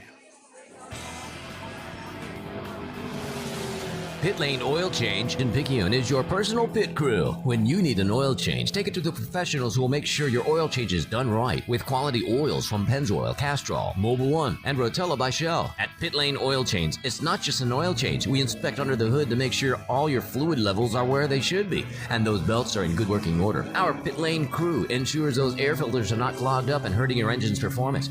We will also vacuum the inside of your vehicle. At Pit Lane Oil Change, our crew also inspects your wipers, all your bulbs to make sure those brake lights and turn lights are working correctly, and we put all your tires at the right pressure. Why just get an oil change when your vehicle can get the pampered professional service that only the Pit Lane Oil Change crew can deliver? We're at 401 Highway 11 North, just 3 blocks north of East Canal, right by the railroad tracks. No need for an appointment, but if you are on a schedule, call us at 601-798-0017. Pit Lane Oil Change, your personal pit crew. Tommy Upton here, back at Hancock High School, home of the Hawks. We're at the top of the 4th. Tide lead this one 6-3. They score 4 in the second. We do score 4 in the second, 2 in the third. Hawks get 2 in the first, and they scored 1 there in the third. It gives you your score of 6-3. Kyler King will lead off for the Tide here in the 4th. King's 2 for 2, 3 RBIs. I would argue on one of those. I would say an error. Officially, he's 2 for 2. He's going to be 3 for 3 as he hits a rope out into left field. No, left fielder's going to make a play. Kyler hit that one as hard as you could hit it, and the left fielder was able to reach up and make a play. He struggled a little bit tonight as the right fielder, but that ball was absolute missile. But luckily for him, it was right at him. So Kyler will go down. 1 pitch, 1 out. Jamie Lumpkin will step in now. He's going to land a breaking pitch in there for a strike, he being Cuevas. So 0-1 to Jamie. That ball was an absolute missile. I just knew it was over the head of the left fielder, but he reached up and caught it. Lands another good breaking pitch, quickly 0-2 to Lumpkin. Lumpkin's 0 for 1 on the night. That one's going to be dribbled to the third baseman. He'll pick it up, throw across the diamond, and he's safe. It was just a high chopper. Going to have to be scored a single. Third baseman comes in. That's Brown. Came in, had to wait on the ball to get there, came down, made a good strong throw, but Jamie able to beat it out. So Jamie will be at first. Morgan Kraft now step in. Kraft's 1 for 2. Scored a run. That was going to be outside. Good job there by Kuhn, the catcher, of blocking that one up. 1-0. Jamie will have to stay put down at first. Kraft's seeing the ball pretty well tonight. He hit a couple of balls really hard. One of them was an out. One of them was a single. That one's going to be hit hard and high, but in this wind, it will stay in the ballpark. It may have a chance another night, but tonight, it's just a long out to the center fielder. So he's hitting the ball well, but 2 of them have been hit right at folks, and that was one of them. So 2 outs now. B-Rob will step in. Jamie's still down at first, 2 outs. Tide lead this one 6-3 in the top of the 4th. Throw over to first. Jamie's back.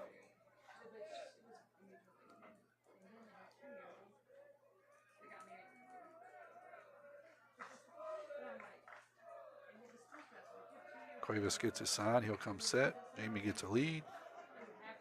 Pitch to Brady. Brady's going to hit that one off the handle.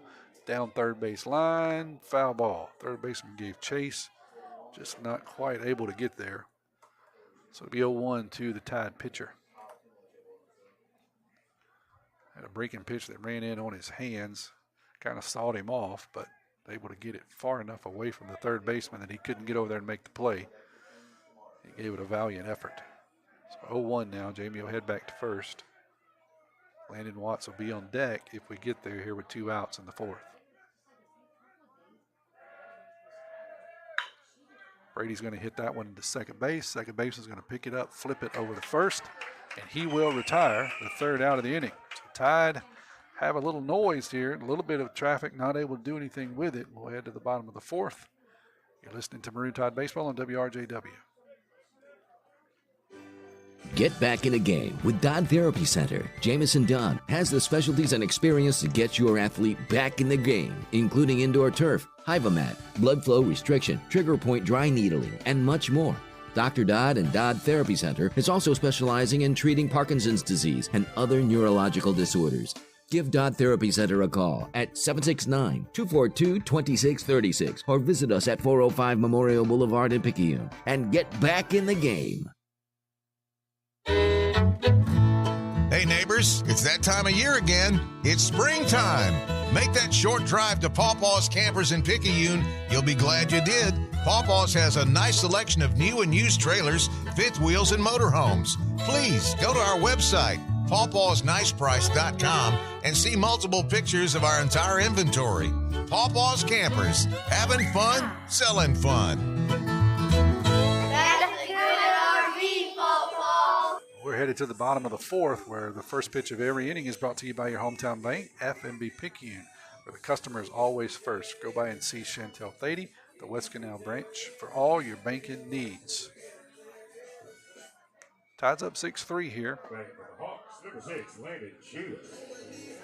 Landon Shields, a designated hitter, is going to step in here to lead it off for the Hawks. They're half of the 4th. They scored 2 in the 1st and 1 in the 3rd. Had the opportunity to score more in both situations, but Ty was able to play a little defense and get out of it. Brady has settled in here. Let's give you a line on him. 49 pitches, 31 of those have been strikes. Here's number 50 to Shields. It's going to be up high for a ball, 1-0. Wind has played havoc for both teams, most notably Hancock tonight. A couple of balls that should have been out ended up being singles or errors.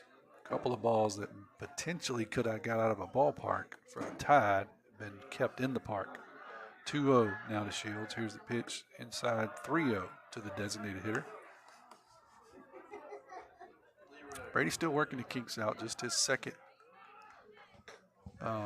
game to pitch this year. Second time on the mound after recovering from a leg injury.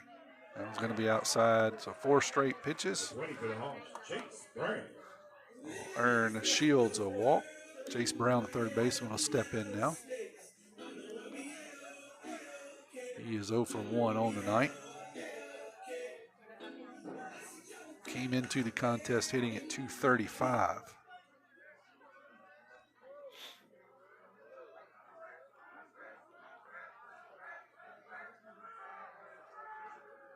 He'll square around and is going to bunt it. Brady's going to pick it up, flip it over to first. So it'll be a bunt sacrifice. Number 2 for the Hawks, Gavin Ike.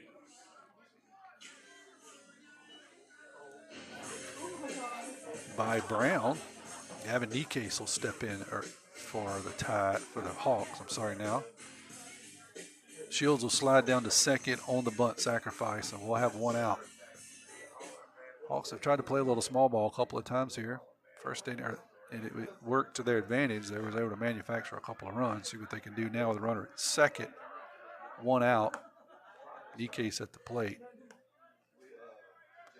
He beat out an infield single after going down 0-2 his first time up. That one's up high for a ball, 1-0. That one's inside. It's going to squirt by Watts, so the runner will get down to third. Ball was inside. Watts just couldn't get the handle on it. So it'll be 2-0 and a runner at third now, one out in the bottom of the fourth. As I said, tied up 6-3. Hawks are threatening here with one out. Number 9 batter will be up to Ulrich. Leadoff hitter is on deck. Here's the 2-0 pitch. Is up high for a ball, 3-0 to the number 9 hitter. DK came into the game hitting at 158. So I want to challenge him if you can, but we throw a ball high. So we walk him on 4 pitches.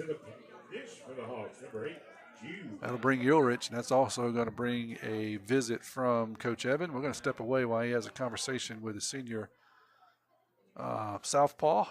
You're listening to Maroon Tide Baseball on WRJW. Highland Community Hospital continues to do what is best for patients in our new wound healing center. Now open and staffed by a specialized team of doctors, nurses, and techs, we treat diabetic patients and others with serious wounds that have resisted traditional treatment and need special care.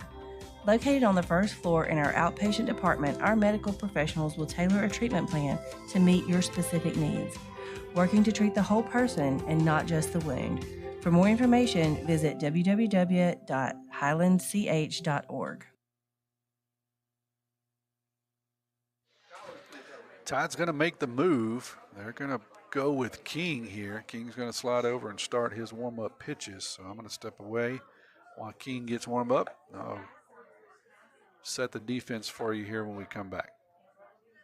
Dr. Lori Blackmer and Dr. Mark Hutto at Picayune Eye Clinic are experienced optometrists who are passionate about your vision care. Picayune Eye Clinic will cater to all of your vision needs, answer any eye care questions you may have, and supply you with the most up-to-date optometric information and fashion eyewear and frames in order to keep your eyes clear and healthy. They've been providing complete eye care for over 30 years. The clinic is at 908 6th Avenue in Picayune. Give Picayune Eye Clinic a call today at 601-798-4182 and begin to see things more clearly. So Brady's going to slide out to right field. Brunson's going to move from right field to shortstop. King will come from shortstop and go to the mound and close at least part of the line on Brady. He had 58 pitches, 32 of those strikes. He faced 18 batters, 3.1 innings pitched, 4 hits, 3 runs, but he is responsible for those 2 on base right now. 2 of those were earned, 4 walks, and 3 strikeouts. Not the numbers that we typically see for Brady, but he's still working out the kinks. I know he's not happy with his performance, but all in all, not a bad performance from the Southpaw. We just need to continue to work him, get him healthy. Mainly, we're going to need him in a few weeks when the playoffs start. So Jude Ulrich is going to step in here. Got a full-blown jam now going on for the Tide. Runners at first and third, 1 out, leadoff hitter up. He's 0 for 1 with a base on balls and a strikeout. He squares to bunt that one, bunts it foul, 0-1. So looks like the runner at third was going to hang out. It did not look like a suicide. Safety squeeze over there. So we'll see if he tries that again. Coop's going to ease in from third. Morgan's holding the runner at first. He's even with the bag, on the bag. Here's the 0-1 pitch to the leadoff. He squares. He bunts it back to Kyler. Kyler picks it up, tries to flip it to home out of his glove, and cannot make that play. So it was a good bunt there by Ulrich, as it was just out of the dirt on the infield, and that scores a run, makes it 6-4. Kyler comes in, picks it up with his glove, and then tries to flip it out of his glove to Landon, who would have had to make the tag. Just couldn't flip it up to him. So we got runners at first and second now. 6-4, 1 out. Brandon Arseman in here hitting for the Hawks. He's 1 for 2 on the night. That one's up high for a ball, 1-0. Yeah, good bunt there by Ulrich. If you're going to bunt for a base hit, that's just about where you want to put it. Even better if there's a runner on third. That one's going to be lifted up. Jamie is going to settle under, but no telling where to go with a wind. It comes down to Jamie, though. He will record a quiet out for out number 2. So now we got 2 outs. Still got runners at first and second. Jeffrey Hopgood. Second baseman is going to step in for the Hawks. Hopgood's 0 for 2 on the night. He has scored a run. That one's going to be swung. Tried to check his swing but could not. The umpire said he went, so 0-1. Hopgood will start his at bat. Trying to add to the Hawk run total this inning. That one's going to be up high for a ball, 1-1.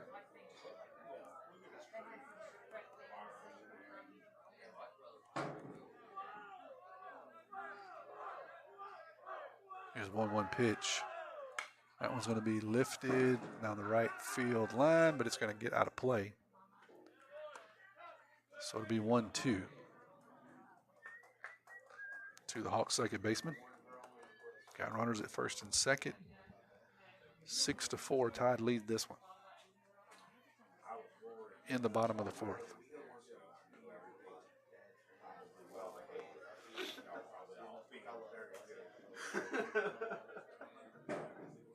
Everybody will reset. Kyler comes set. Takes a look at second. Here's the pitch. Good breaking pitch.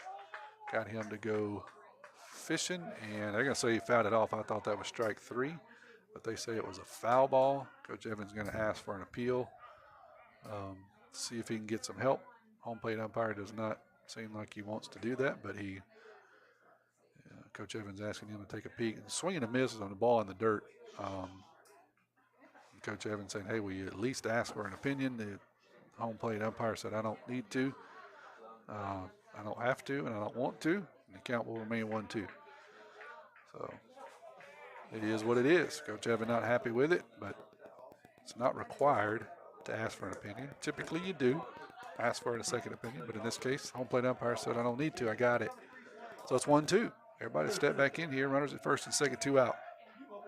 We'll do it again. Here's a pitch from King. This one's going to be lifted down the right field line, but it will get out of play over there.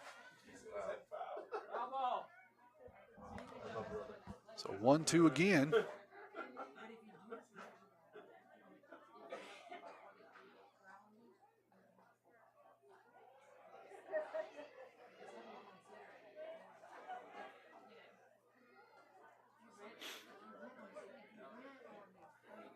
Connor's going to come set. 1-2. Runners at first and second. 2 outs. Tide lead at 6-4.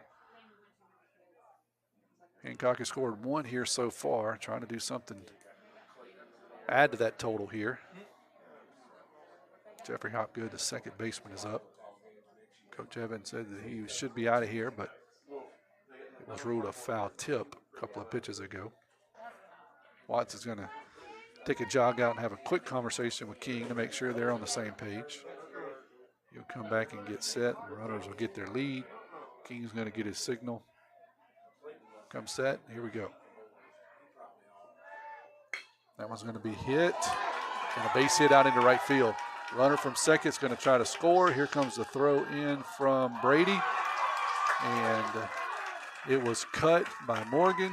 It could have been close if he hadn't cut it, but it's going to be 6-5. It was a good throw out there by Brady. It was a base hit out into right field. Brady comes in, had a good throw. Morgan comes in. I don't think he heard cut, but thought he needed to. And he cut it. So no play at the plate. It would have been very, very close. Don't know if he would have got him, but it would have been very close. But no play. So 6-5 now. Jason Knight, their leading hitter, steps in here. Runners at second and first. 6-5 ball game now. That pitch is going to be down low for a ball, 1-0.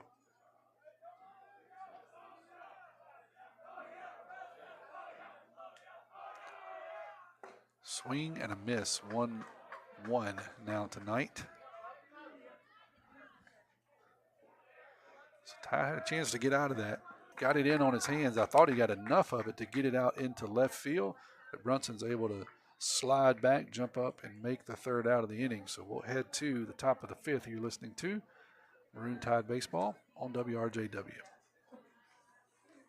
At Sonic Drive-In of Picayune, Tuesday after 5 p.m. till close is Family Night with half-off cheeseburgers. Sonic Drive knows how hard it is sometimes to feed your whole family, and we want to give you a break on Tuesday nights. Half-price cheeseburgers. It's how Sonic Drive-In helps you feed your family. Remember that Sonic Drive-In of Picayune on Highway 11 just north of Highway 43 North is happy eating at its best. Tuesdays is in your sleeping position to alleviate unnecessary strain on your body.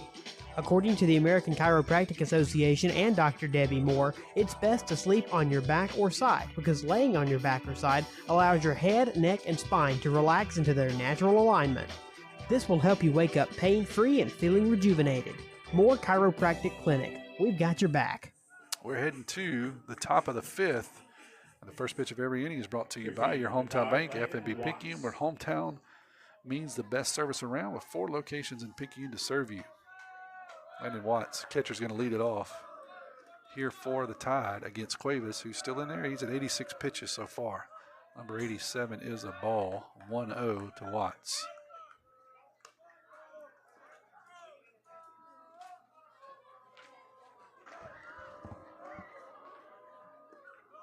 That one's going to be down low for a ball, 2-0. Watts is 1 for 1 with an RBI.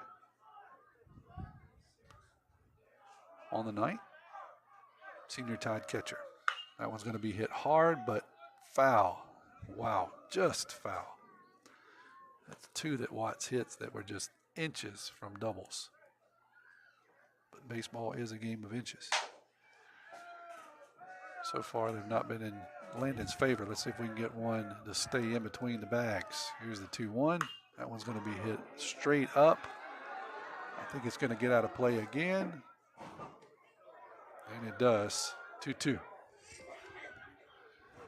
Hopefully it didn't hit my cameraman. Kevin Weiss is up on top of the scoreboard facility here. Press box. That one went right up there top. I didn't hear a grunt. I didn't see him fall over, so I think he's okay. Appreciate Kevin helping us out. 2-2 to the Tide catcher. Swing and a miss.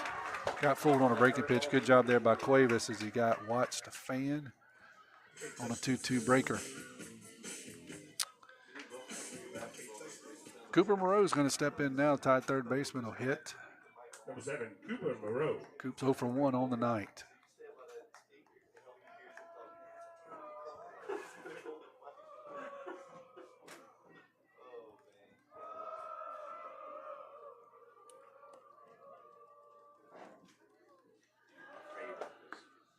That's the first pitch to Coop's going to be in there for a strike.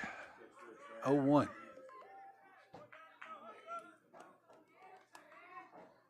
So I need to get something going. They scored 4 in the second, 2 in the third.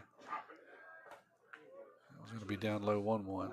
But the Hawks have nibbled their way 2 in the first, 1 in the third, 2 in the fourth. They've got back to a 6-5 ball game. Need to do something here to drive in a few runs and get a little more comfortable lead. 1 run, I don't think safe, especially in the wind like tonight. Very prone to errors. So you'd like to have at least a few runs between you and the competition. Coon's going to walk out and have a conversation with Cuevas. I think they were giving the umpire a chance to catch his breath as he got clipped on that last ball in the dirt. So everybody's good. 1-1 reset. Swing and a miss. Coop will be 1-2. Junior third baseman who is also a PRCC commit. Class of 2025. Here's the 1-2 pitch. Swing and a miss. He's going to swing through it. Catcher's going to drop it. He'll have to make the throw down to first, and he does. So he'll retire the second out of the inning. Couple of strikeouts. That'll bring up Landon Franklin, the designated hitter for Picayune. Frank is 0 for 0 with a run scored on the night. That one's going to be outside for a ball, 1-0. At the Paul's Pastry Shop Mardi Gras Cafe trivia question. My favorite was when the strikeout looking. That one's going to be hit hard, but I think right at the center fielder, and it is. So we'll be back here in 30 seconds. I'll give you the Mardi Gras Cafe Paul's Pastry Shop trivia question. Listen to Maroon Tide Baseball on WRJW. Welcome to the River, where education meets excellence. Join the Wildcat family and dive into our lively campus. Make friends, join clubs, get involved, and create memories. Experience academic excellence with our dedicated faculty. Explore cutting-edge facilities designed for your success. Choose PRCC for an education that shapes your future. Pearl River, where you can roar with champions. Tommy Upton back here at Hancock High School, home of the Hawks, where the Tide lead this one 6-5, heading into the bottom of 5th. That means it's time for the Paul's Pastry Shop Mardi Gras Cafe trivia question. Here it is. Text your name and the answer to 601-590-5950. 590-5950. Which pitcher started the All-Star game, then played only one Major League Baseball game the rest of his career? He started the All-Star game, then played only one game the rest of his career. Tell me who that was. 601-590-5950. Hunter Coon's going to lead off the bottom of the 5th with a strike, with the first pitch of every inning is brought to you by your hometown bank. Checking, savings, loans, mortgages. If you need it, they've got it. FNB Picayune, your hometown bank. That one's going to be a ball, 1-1. Which pitcher started the All-Star game, then pitched only one game after that for the rest of his career? That was going to be a long foul ball down the left field line. Had plenty of distance. Did Coon's ball, but luckily for the Tide, it was foul. Which pitcher started the All-Star game? Then only played one more game after that. That was going to be nibbled back to Kyler. Kyler will pick it up and throw it over to first base to retire the first out of the inning. Remember, if you take a guess, I need your name and I need your guess in case I don't have your name in my phone.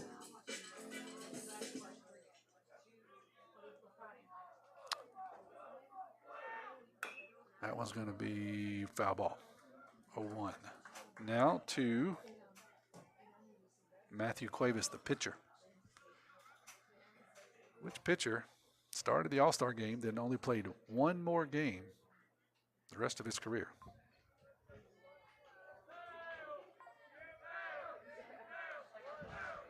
Here's the 0-1 pitch to the Hancock pitcher. Is going to be outside for a ball. 1-1 is the count, one out.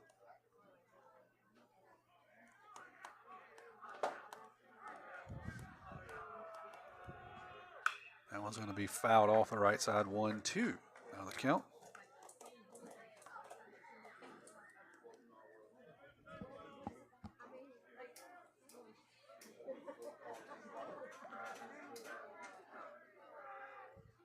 That one's going to be, I thought he went, but he did not. So 2-2. Good pitch there by King. Breaking ball in the dirt.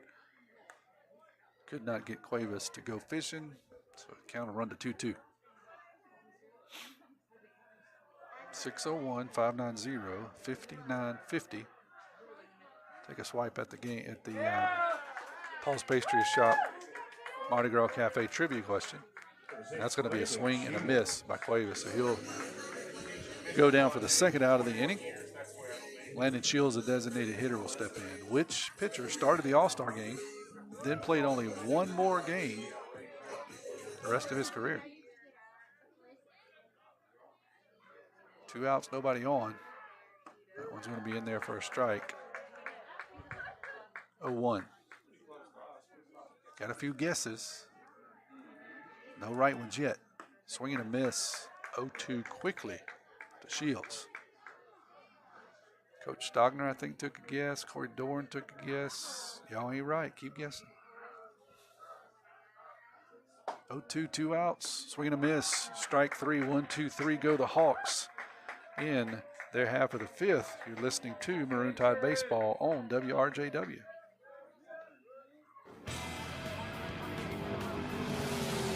Are you tired of the same old mundane service you get when you need to get an oil change for your car or truck? Do you feel like you have to be the first person there to get in line to get your oil changed that day? Tired of having to get up before the chickens to beat the crowd? Well, it's different at Pit Lane Oil Change in Picayune. J.R. Pascal and his Pit Lane crew make sure you are in and out in a timely manner. And you don't need an appointment either. They're open Monday through Friday from 8 a.m. till 5 p.m. and Saturdays from 8 a.m. till 12 noon. The Pit Lane crew inspects your vehicle to make sure the fluids, belts, lights, tire pressure, battery, and wiper blades are in good working order to keep you on the road in your ride.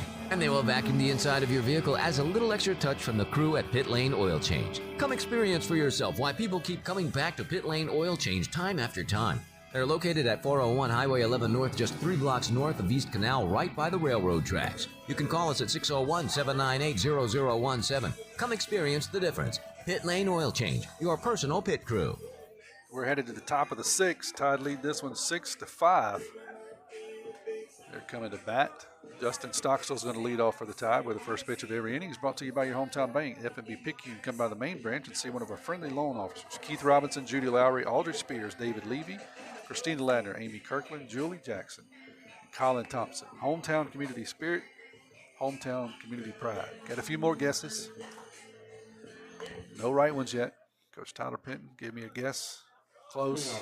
No cigar.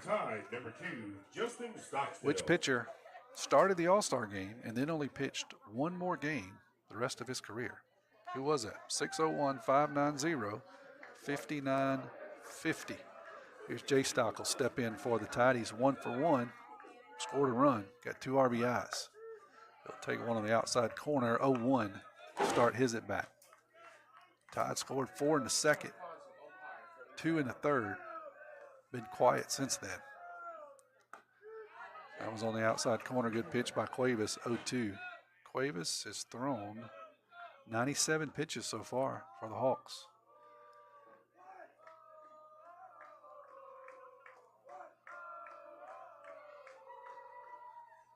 That one's going to be hit. A base hit out into left field. Good job there by Stockstill. He struggled the last couple of weeks, but tonight he's seen the ball well, hitting it hard as he has a single in the 5-6 hole between the third baseman and the shortstop. And he'll stand down at first with his second hit of the night. Couple of RBIs. He's vying for that Sonic player of the game. Parker Helton's going to step in, leadoff hitter. He's 0 for 3, but he scored a run tonight. Hit a couple of balls, but right at him. I think we have a winner. I think I just saw it pop up here. I'll look at it in a sec. They're going to be a throw over at first. It's going to get away from the first baseman, and Stockstill's going to get down to second. So the ball is a pickoff play over to first. It squirted away from the first baseman. Stockstill wisely looks up, sees it going away from the first baseman, and he gets into second. It was a bang-bang play at second, but he was in there. So nobody out. Tied in business here. Got a leadoff guy standing at second, and the leadoff hitter, Helton, at the plate here. Helton's going to square and bunt, pull it back, 1-0. See if the Tide want to play a little small ball here in the 6-5 ball game. Kyler King, he's 2 for 3 on the night. Hit another laser that was right at the left fielder. That's a bunt down the third base line. Third base is going to pick it up, throw across the diamond, and make the tag. Pulled him off the bag. Good job there by Helton of getting down the line. Good job by the first baseman. The second baseman who had to move over to cover. He came off the bag, but able to reach around and apply the tag to Helton as he goes by him. So he'll record the out. But Stockstill will get down to third. King will step in here now with 1 out. Tide trying to add to this 6-5 lead they've got. It's Cuevas' pitch. It'll be a breaking ball up high for a ball. I think I got a winner on the Paul's Pastry Shop trivia question. I do have a winner. I'll announce that here in a sec. King's going to hit that one past the first baseman into right field, and that's going to be a base hit with an RBI. So King hit some balls really hard tonight. That one was not one of them, but it was hard enough to drive the ball past the first baseman, out into right field, and he'll drive home a run. So he'll add to his RBI total. King has 4 RBIs on the night with 3 hits. He stands at first. Jamie Lumpkin steps in now. Lumpkin is 1 for 2. That was going to be in there for a strike, 0-1. Yeah, King got a breaking pitch on the outside part of the plate, didn't hit a base. See if he's a flat-out steal gets called here or if it's a hit and run. This is a spot that Coach Evan loves to hit and run with him on and Jamie at the plate. That one's going to throw over and it's going to get by the first baseman, so he won't have to steal it. He'll get down to second on an errant throw. It'll be an E1 by Cuevas.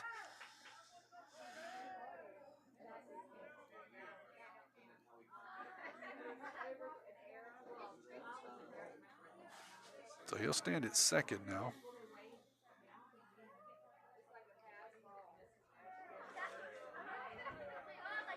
Jamie will step in here. Count is 0-1 to him, 1 out. That one's going to be up high ball, 1 and 1.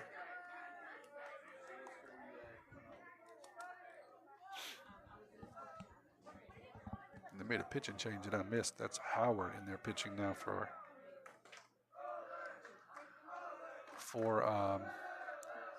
Hancock. So he's just started this inning. Sorry, that was not Cuevas. And he gets Jamie to go fishing on a breaking pitch, so it's 1-2 now. So Howard on the mound. I'll give you some numbers on him. Let me find them. He's got a 4.42 ERA on the year. Right-handed pitcher. He's going to spin and run Kyler back to second. No throw, just a spin move and get him headed back to the bag. Tide leads at 7-5. Kyler's at second, 1 out. Jamie's at the plate, 1-2 count. Top of the 6th. Here's a pitch, strike 3. Good breaking pitch on the outside corner. Lock Jamie up. So we got 2 outs. Morgan Kraft will step in here. Number 12, Morgan Kraft. Kraft has hit some balls really hard tonight. He is 1 for 3, but hit some balls really hard. Just not a lot to show for it right at some folks. That one's a breaking pitch in there for a strike. 0-1. Tide have barreled some balls up here tonight. Have 8 hits, but seems like they should have had more than that. Many of them have been hit hard, but right at people. That one's going to bounce. King's going to get to third. Gets away from the catcher enough. Kraft is going to sneak in, King is going to sneak down into third base. So he'll stand there. Got 2 outs, though. Going to take a hit or a big pass ball to score King. Tide scored 1 so far here in the 6th. That one's going to stay up high for a ball, 2-1. Corey Doran is Paul's Pastry Shop winner. Donnie Keller had the right answer, but he was a little late. Corey was the first one. Text that answer in. That's going to be outside for a ball. 3-1 now to Kraft. See if he gets a fastball here. Who was the only pitcher? Who was the only MLB pitcher that started the All-Star game and then only pitched 1 more game? Kraft's going to foul that one off. Kind of a tragic story. His name is J.R. Richards. He started the 1980 All-Star game for the National League. He played for the Astros, and then he had a stroke soon after. He only played 1 more game afterwards. So J.R. Richard, Corey Dorn. You answered that correctly. That one's going to be outside for a ball. Here comes, it's going to get past the catcher. King is going to come in and score. So that'll be 8-5. It's ball 4. Kraft takes his base. The ball wasn't in the dirt, but it kicked away from the catcher, gets far enough away that King sneaks in from third. So he'll plate the 8th run for the Tide, as opposed to 5 for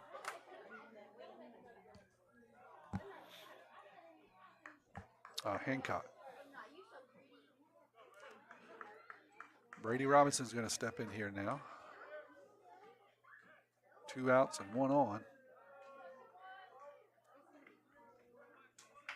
Ben Bird is going to pinch hit for Morgan down at first base. Pitch run, I should say. He will pinch run, and Morgan will re-enter, I'm sure, in the bottom of the inning when they go out defensively. You can do that one time in high school baseball. Second time, if you substitute or take them out, they must stay out. But you can take them out, put them back in one time. Swing and a miss by Brady, 0-1. On a pretty good breaking pitch by Howard.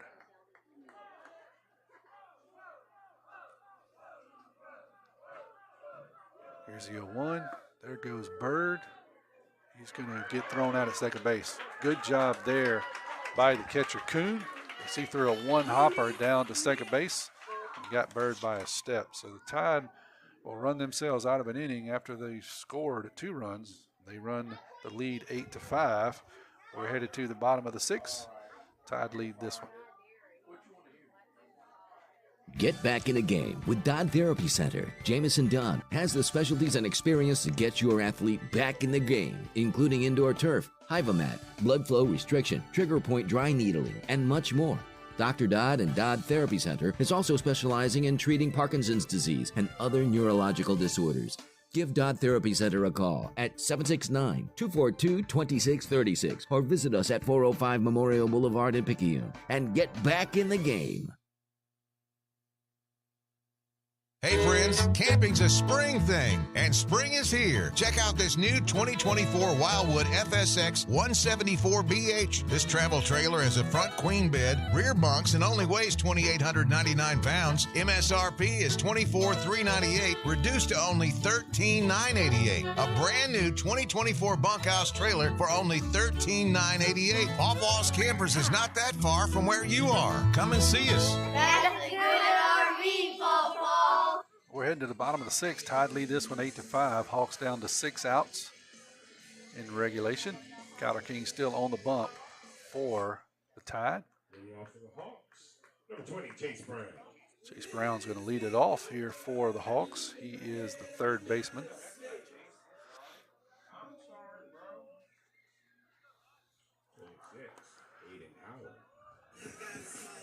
Actually, the PA and myself, we got that wrong. Aiden Howard's going to hit for Hancock. Howard, the pitcher's going to step in here now. He'll face King in the bottom of the 6th. First pitch is a strike. First pitch of every inning is brought to you by your hometown bank. FNB Picayune, hometown community spirit, hometown community pride. Swing and a miss by Howard. He's down 0-2 pretty quick here. Howard has no hits on the season, and he won't add to that total there as he swings through the third strike, and he'll go down 1-2-3. Back for the Hawks, number 2, Gavin Nique. Gavin Nique. Now the left fielder will step in for the Hawks, and he is 1 for 1 on the night, scored a run. He'll face King here in the 6th. 1 out, nobody on. It's in there for a strike, 0-1. Tide looking to win this series and actually sweep if possible. Potentially big series for both teams as they're playing for second, maybe first, depending on what George County is going to do. That one's going to be hit to the shortstop. Stockstill, he'll pick it up, throw across the diamond, and he's out. It was a bang play at first base. Good job by Brunson as he has to backhand the ball, makes a throw over to first. Morgan digs it out. It was a one-hopper. It was bang, but the umpire called him out, and we'll take it. So it's 2 outs. We'll flip over to top of the lineup. Jude Ulrich will hit now. He's 1 for 2 on the night. Swing and a miss on the first pitch, 0-1. After losing the series last week, it's going to be hard, quite honestly, for the Tide to win the district, unless something happens to George County. A lot of baseball to play. But if they play like they played us, they probably win the district. Swing and a miss. 1, 2, 3. Go the Hawks. We're headed to the top of the 7th. You're listening to Maroon Tide Baseball on WRJW. Forest Health wants its patients to receive the best possible care, wherever they are. Through regional medical facilities, Forest Health offers services for wound care patients in one of 4 wound healing centers, including Highland Community Hospital in Picayune, Walthall General Hospital in Tylertown, Pearl River County Hospital in Poplarville, and Forest General Hospital in Hattiesburg. At these facilities, our medical team treats the whole person, not just the wound. For more information, visit www.foresthealth.org. Looking for a gym to help you become a healthier you? The Gym at Picayune is the place to be with its large open facility, modern equipment, and knowledgeable staff led by owner and operator Edgar Woods. The Gym at Picayune offers a variety of workouts and classes to meet your specific needs with 24/7 access. The gym accepts silver sneakers, which is available at no cost for adults 65 plus through select Medicare plans. More space, more equipment, more growth. The Gym at Picayune. We're headed to the top of the 7th. Tide leads at 8-5, and the first pitch of every inning is brought to you by your hometown bank, FNB Picayune. Checking, savings, loans, mortgages. If you need it, they've got it. FNB Picayune, your hometown bank.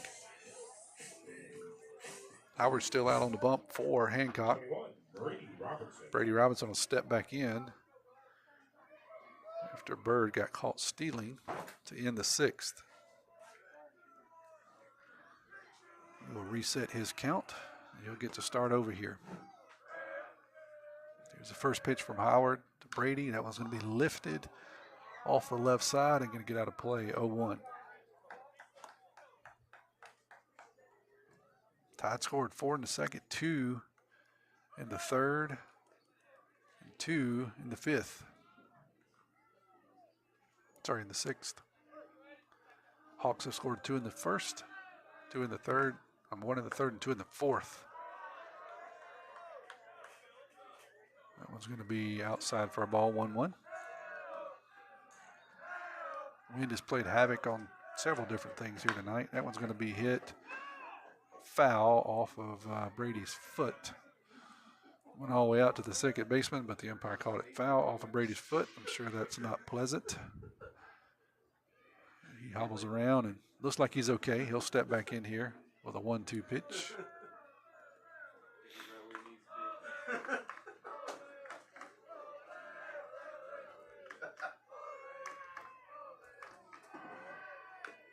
Foul.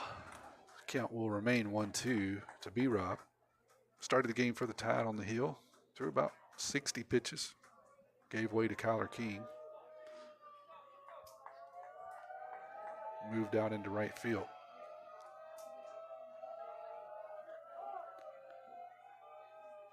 Going to get a called time. Not sure if it's the umpire or Brady, but count will remain 1-2. This umpire has already called a couple of pitch violations. One on one of the pitchers, one on Brady as a batter early on. So he's got a clock that he's watching and he's got somewhere to be. Breaking pitch going to stay outside 2-2 to the senior pitcher and right fielder. Hitting from the left side, a lot of power. Although it will be difficult to get a ball out of this park tonight with the wind blowing. Here's a 2-2. It's going to be hit hard, but out of play down the left field line. Still 2-2.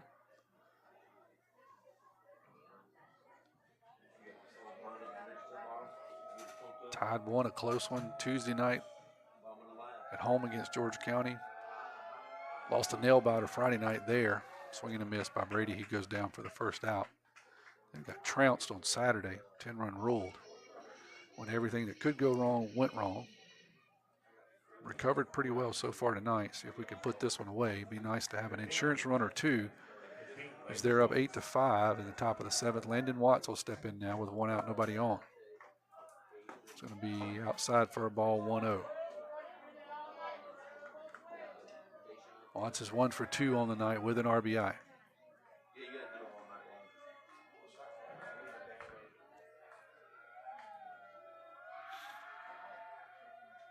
Howard's going to come set. Here's the pitch. Down low for a ball, 2-0. See the Picayune catcher. Quiet on the airwaves. If you're still listening, let us know. 601-590-5950.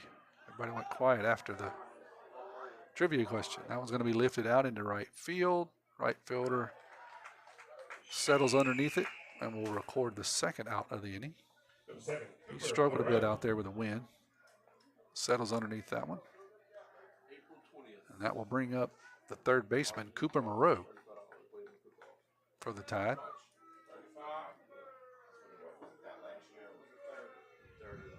Coop's 0 for 2 with a strikeout. First pitch is going to stay up high for a ball. Coop hit the ball pretty well last week. Not a lot to show for it tonight, but hit the ball pretty well last week. See if he can continue his hot streak. He does. He hits the ball hard and deep into right field. That ball's got a chance, and it's gone. I said you may not be able to get one out of here. Cooper says, yes, you can. You get a fastball up around the belt, and he hits it over the right field wall and in a hurry.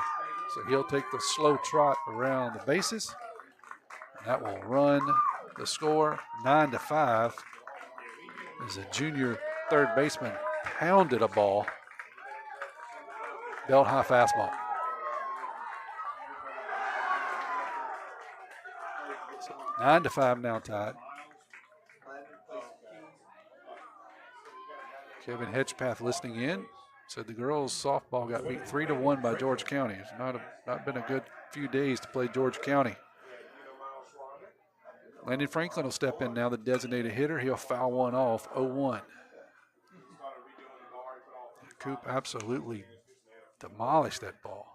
I didn't think he'd get one up in the air and get it out of here with this wind, but he did. He muscled it out. Jeff Stockstill listening and watching. Hey, Jeff, appreciate you tuning in. That one's going to be up high. 1-1 now to Frank.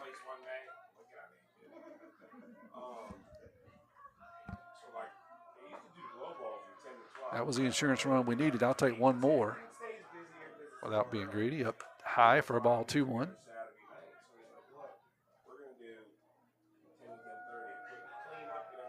We'll sneak out of here with a win and get ready to welcome these guys home to the Kirk Friday night down low, 3-1.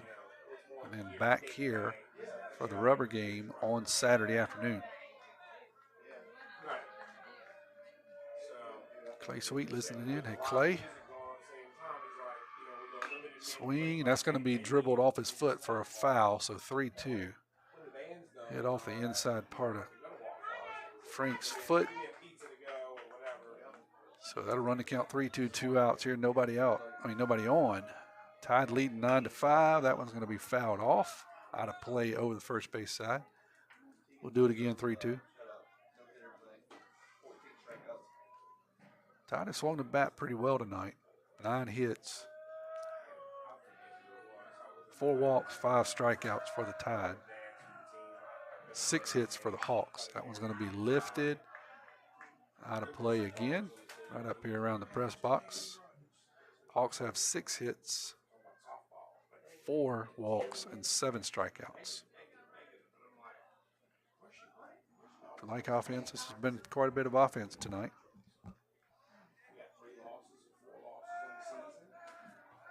Frank will step back in here. 3-2, 2 outs, nobody on. Swing, and Frank hits it a mile, but out of play. He pulled that one. Plenty of distance, but way left. So he's seeing the ball well. See if he can get one out over the plate and do something with it here. That breaking pitch is going to stay inside for ball 4. So he'll head down to first. Jay Stock will step in. Justin Stockstill, he's 2 for 2 on the night. Scored 2 runs and driven in 2. He is certainly vying for the Sonic Player of the Game. He's come alive this week with the bat, so I'm glad to see that. He's been a feisty guy at the bottom of that order for the last few years. He didn't seem like he got going last year. They got 2 strikes. Then he kind of seemed to get serious. Every time he looked up, it was 0-2. But he always seemed to be on base every time you look up, too. So glad to see him turning it around a little bit. He's going to take the first one down low for a ball. 1-2.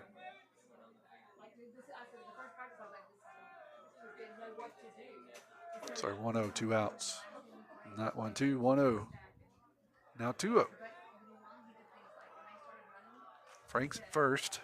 Tide leads at 9-5 here in the top of the 7th. Parker Helton's on deck for Picayune. That one's going to be in there for a strike. 2-1 to the left fielder.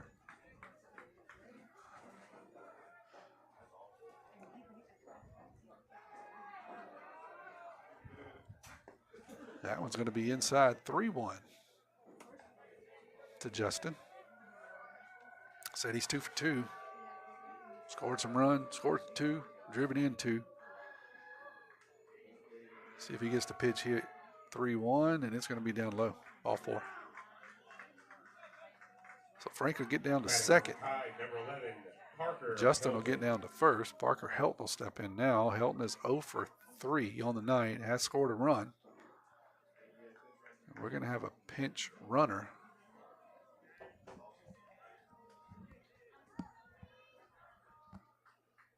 For Picayune. And it looks like we're going to have a visit to the mound by the Hancock coach. He's taking the slow walk, which generally means he's going to make a change. While he has a conversation with his pitcher, we'll step away. You're listening to Maroon Tide Baseball on WRJW. First Place Express Car Wash in Picayune on Highway 11 North, just past Coast Electric, and on Highway 43 South, just a quarter mile east of I-59 at Exit 4, now has new hours, 7:30 a.m. till 7 p.m. and from 9 a.m. till 5 p.m. on Sundays at the Highway 43 location. Get an early bird special Monday through Thursday and choose from a variety of wash packages. Get a monthly wash club starting as low as $20.99. Ask about their gift cards. Why do it yourself when you can let First Place Express Car Wash do it for you? If it doesn't shine, it ain't mine. So Coach DeWitt stays with the right-hander, Howard. Parker Helton will step in here. 2 guys on, 2 outs. Tide leads at 9-5 in the top of the 7th. Here's the left-hander center fielder. He'll swing and pop the first one up, 0-1. Helton's hit a couple of balls, not much to show for it, 0 for 3, but did get on and score a run. Kyler King's on deck. He's 3 for 4 with 4 RBIs on the night. He too is vying for that Sonic Player of the Game.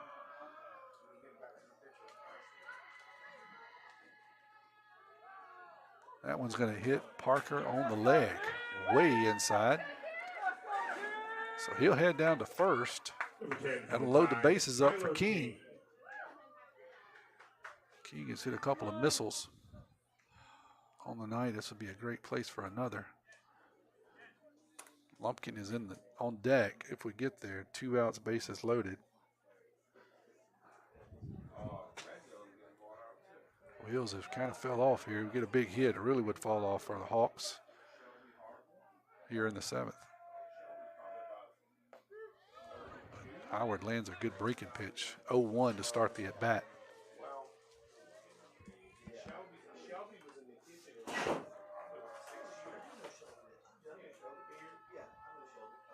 Steps back on the rubber. Here's the 0-1 pitch.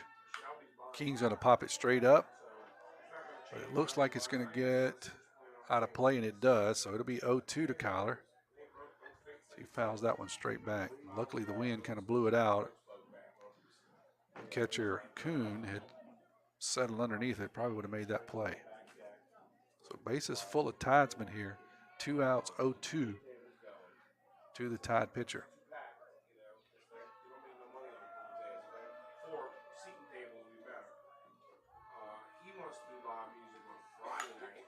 King fights off a breaking pitch. Will remain 0-2. Wouldn't think he would get much to hit here. As hot as he's been, they got him down 0-2. Trying to get him to go fishing for a breaking pitch if I had to guess.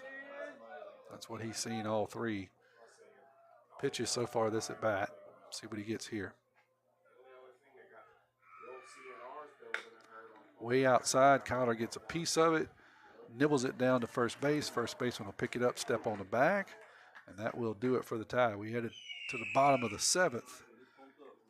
Hawks down to their last 3 outs. They trail 9-5. Looking for a gym to help you become a healthier you?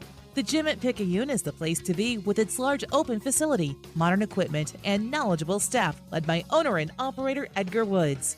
The gym at Picayune offers a variety of workouts and classes to meet your specific needs with 24/7 access. The gym accepts silver sneakers, which is available at no cost for adults 65 plus through select Medicare plans. More space, more equipment, more growth. The gym at Picayune. Nobody protects you from mayhem like Allstate. I'm a lost bee that found my way into your car. And now that I'm in here, good luck getting me out. I think it's gone. Wait, no, it's in my hair. And if you don't have the right auto insurance coverage, well, this could be quite a sticky situation. So get Allstate. Jason Pygott has offices in Picayune. Make sure you have the right coverage. Give the Pygott Agency a call today. 601-798-7005. Subject to terms, conditions, and availability. Allstate Fire and Casualty Insurance Company and affiliates, Northbrook, Illinois. We're back here at the end of Texas Flat Road, campus of Hancock High School, home of the Hawks. We're headed to the bottom of the seventh. Hawks are trailing this one 9-5 to your Picayune Maroon Tide. I want you to remember that the first pitch of every inning is brought to you by your hometown bank, F&B Picayune. Come by the main branch and see Sheila Cooper and Linda Penn. Hometown community spirit, hometown community pride. Kyler King still on the hill, looking to close this one out for the Tide. Number 4 for the Hogs, Brandon He'll face Arcement, Hopgood, and Knight. 2-3-4 for the Hawks. Arcement is 1 for 3 on the night. Hancock's shortstop. Here's the first pitch to him, up high for a ball, 1-0. If you're a Tide fan, you just want to get out of here pretty quick. Least amount of pitches. Take the win. Let's go back home on Friday. Let's try to do it again. Both teams came into this contest 7-2 in district play.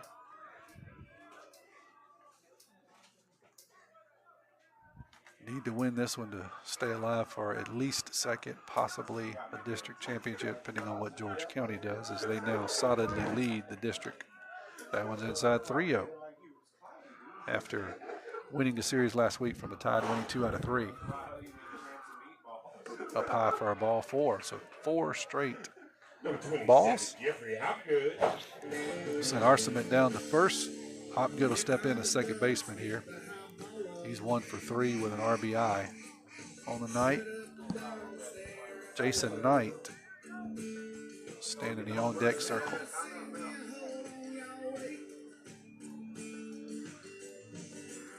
Kings went 2.2 innings so far. Struck out 4, giving up 1 base on balls. That one's in there for a strike. 0-1 to the Hawks' second baseman.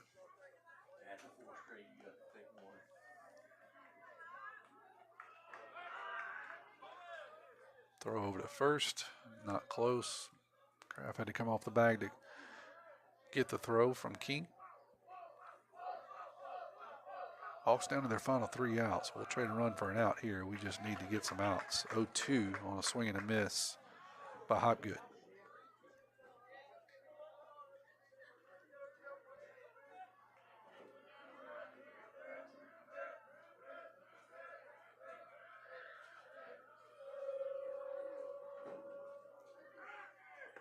That one's 58-footer will bounce, blocked by Watts. So it'll be 1-2.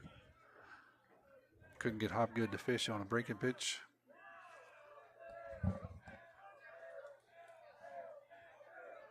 He'll step back in 1-2, nobody out, runner at first. Breaking pitch is going to be hit to Brunson. Brunson will boot it. Ate him up. Couldn't get the handle on it. Tried to make the throw before we actually secured the ball. So that will be reached on an error, and we'll have runners at first and second here now. The ball not hit very hard, but Brunson just tried to throw that one before you got it. That happens. When you try to throw it before you get it, you generally don't make the play. So we got runners at first and second now. Nobody out. Knight steps in here and takes the first ball down low. 1-0. Knight's 1 for 2 on the night. Came into the game hitting .433. That one's going to be in there for a strike. 1-1. Hopefully that doesn't come back to haunt the Tide. We still need to just mark off some outs here. Hawks down to their final 3. But they do have 2 runners on, nobody out. Their best hitter at the plate He'll take a breaking pitch in there for a strike. 1-2 now to the Hawk first baseman.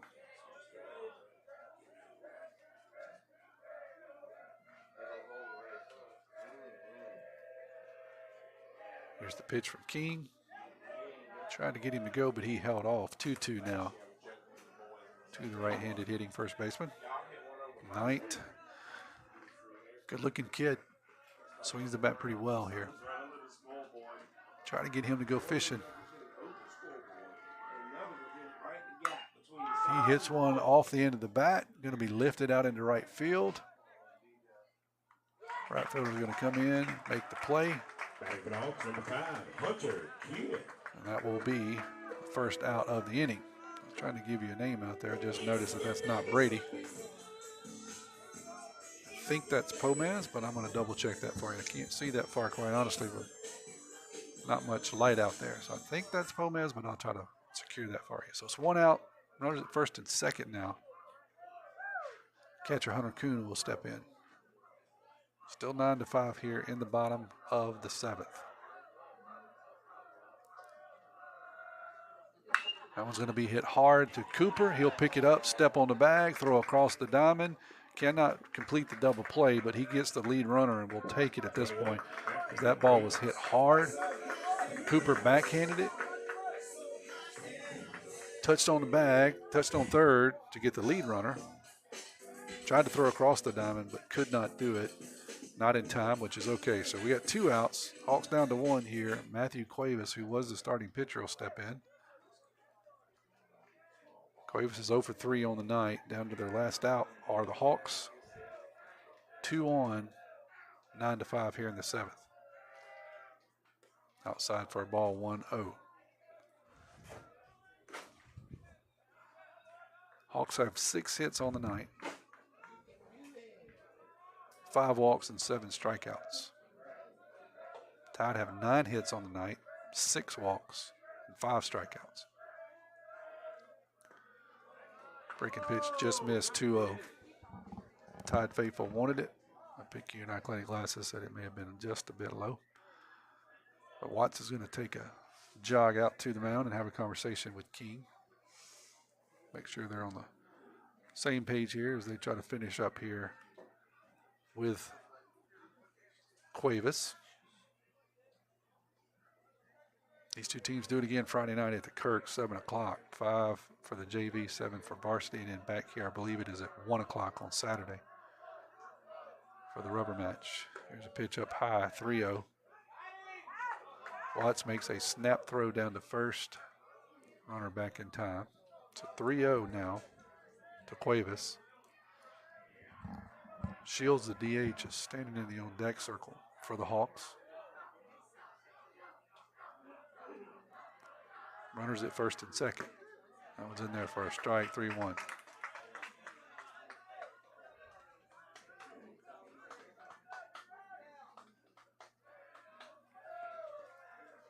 Pitch from King. That one's going to be in there for a strike, 3-2.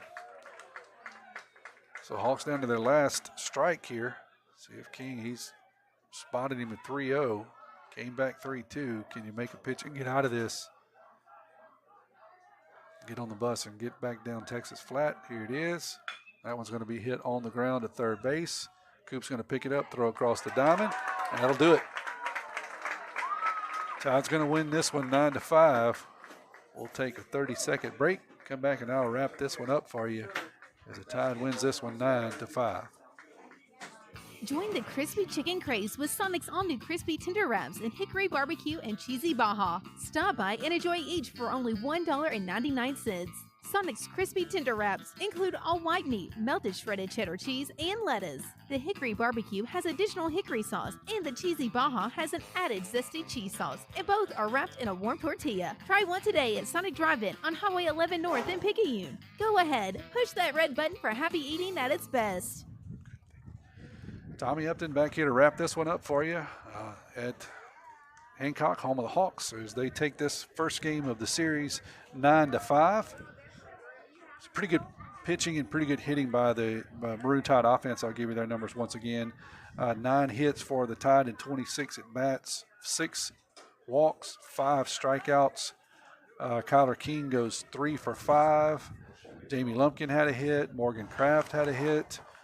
Landon Watts had a hit. Cooper Moreau had a big home run.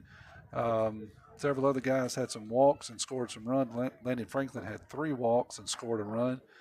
And Justin Stocks, I'm going to give him the Sonic player of the game. Could have went to a couple of guys, but he went 2 for 2, scored 2 runs, and drove in 2 runs. A big night for Jay Stock. Glad to see him. Brady Robertson started on the mound for the Tide. He went 3.1 innings, gave up 4 hits, 5 runs. 4 of those were earned, 4 bases on balls, and struck out 3. Kyler King comes in. He is the winning pitcher. He goes 3.2 innings, 2 hits, no runs, 1 walk, 4 strikeouts. For the Hawks, they have 6 hits on 26 at bats, 5 walks, 7 strikeouts. Cuevas is going to be the losing pitcher. He goes 5 innings, gives up 3 walks, 9 strikeouts, and 6 runs. Howard comes in for 2. He gives up 3 hits, 3 runs. 1 of those were earned, and 3 walks and 2 strikeouts. The Tide's going to win this first game of the series 9-5. Let me give you the Paul's Pastry Shop trivia question one more time. Which pitcher started the All-Star game and then played only 1 Major League game the rest of his career? That was one J.R. Richard, who played for the Astros in 1980. Started the All-Star game for the National League, then had a career-ending stroke soon afterward and only played 1 more game. So kind of a tragic story. Corey Dorn was that winner. We had a couple of other guys get the answer right, but it was after Corey had already texted in, so appreciate Corey doing that. You know what to do with the butter crunches. I don't have to describe that for you. And we'll be at the Kirk on Friday night. We appreciate you listening in to Maroon Tide Baseball. We know that you have many things that you could do on a weeknight, lots of different things going on. So we appreciate you watching. We appreciate you listening and spending a little time here on the Thursday night with us. So the final score for the final time was Picayune wins this one 9-5. We'll see you at the Kirk on Friday night at 7 o'clock, first pitch. Hey neighbors, it's that time of year again. It's springtime. Make that short drive to Pawpaw's Campers in Picayune. You'll be glad you did. Pawpaw's has a nice selection of new and used trailers, fifth wheels, and motorhomes. Please go to our website, pawpawsniceprice.com, and see multiple pictures of our entire inventory. Pawpaw's Campers, having fun, selling fun.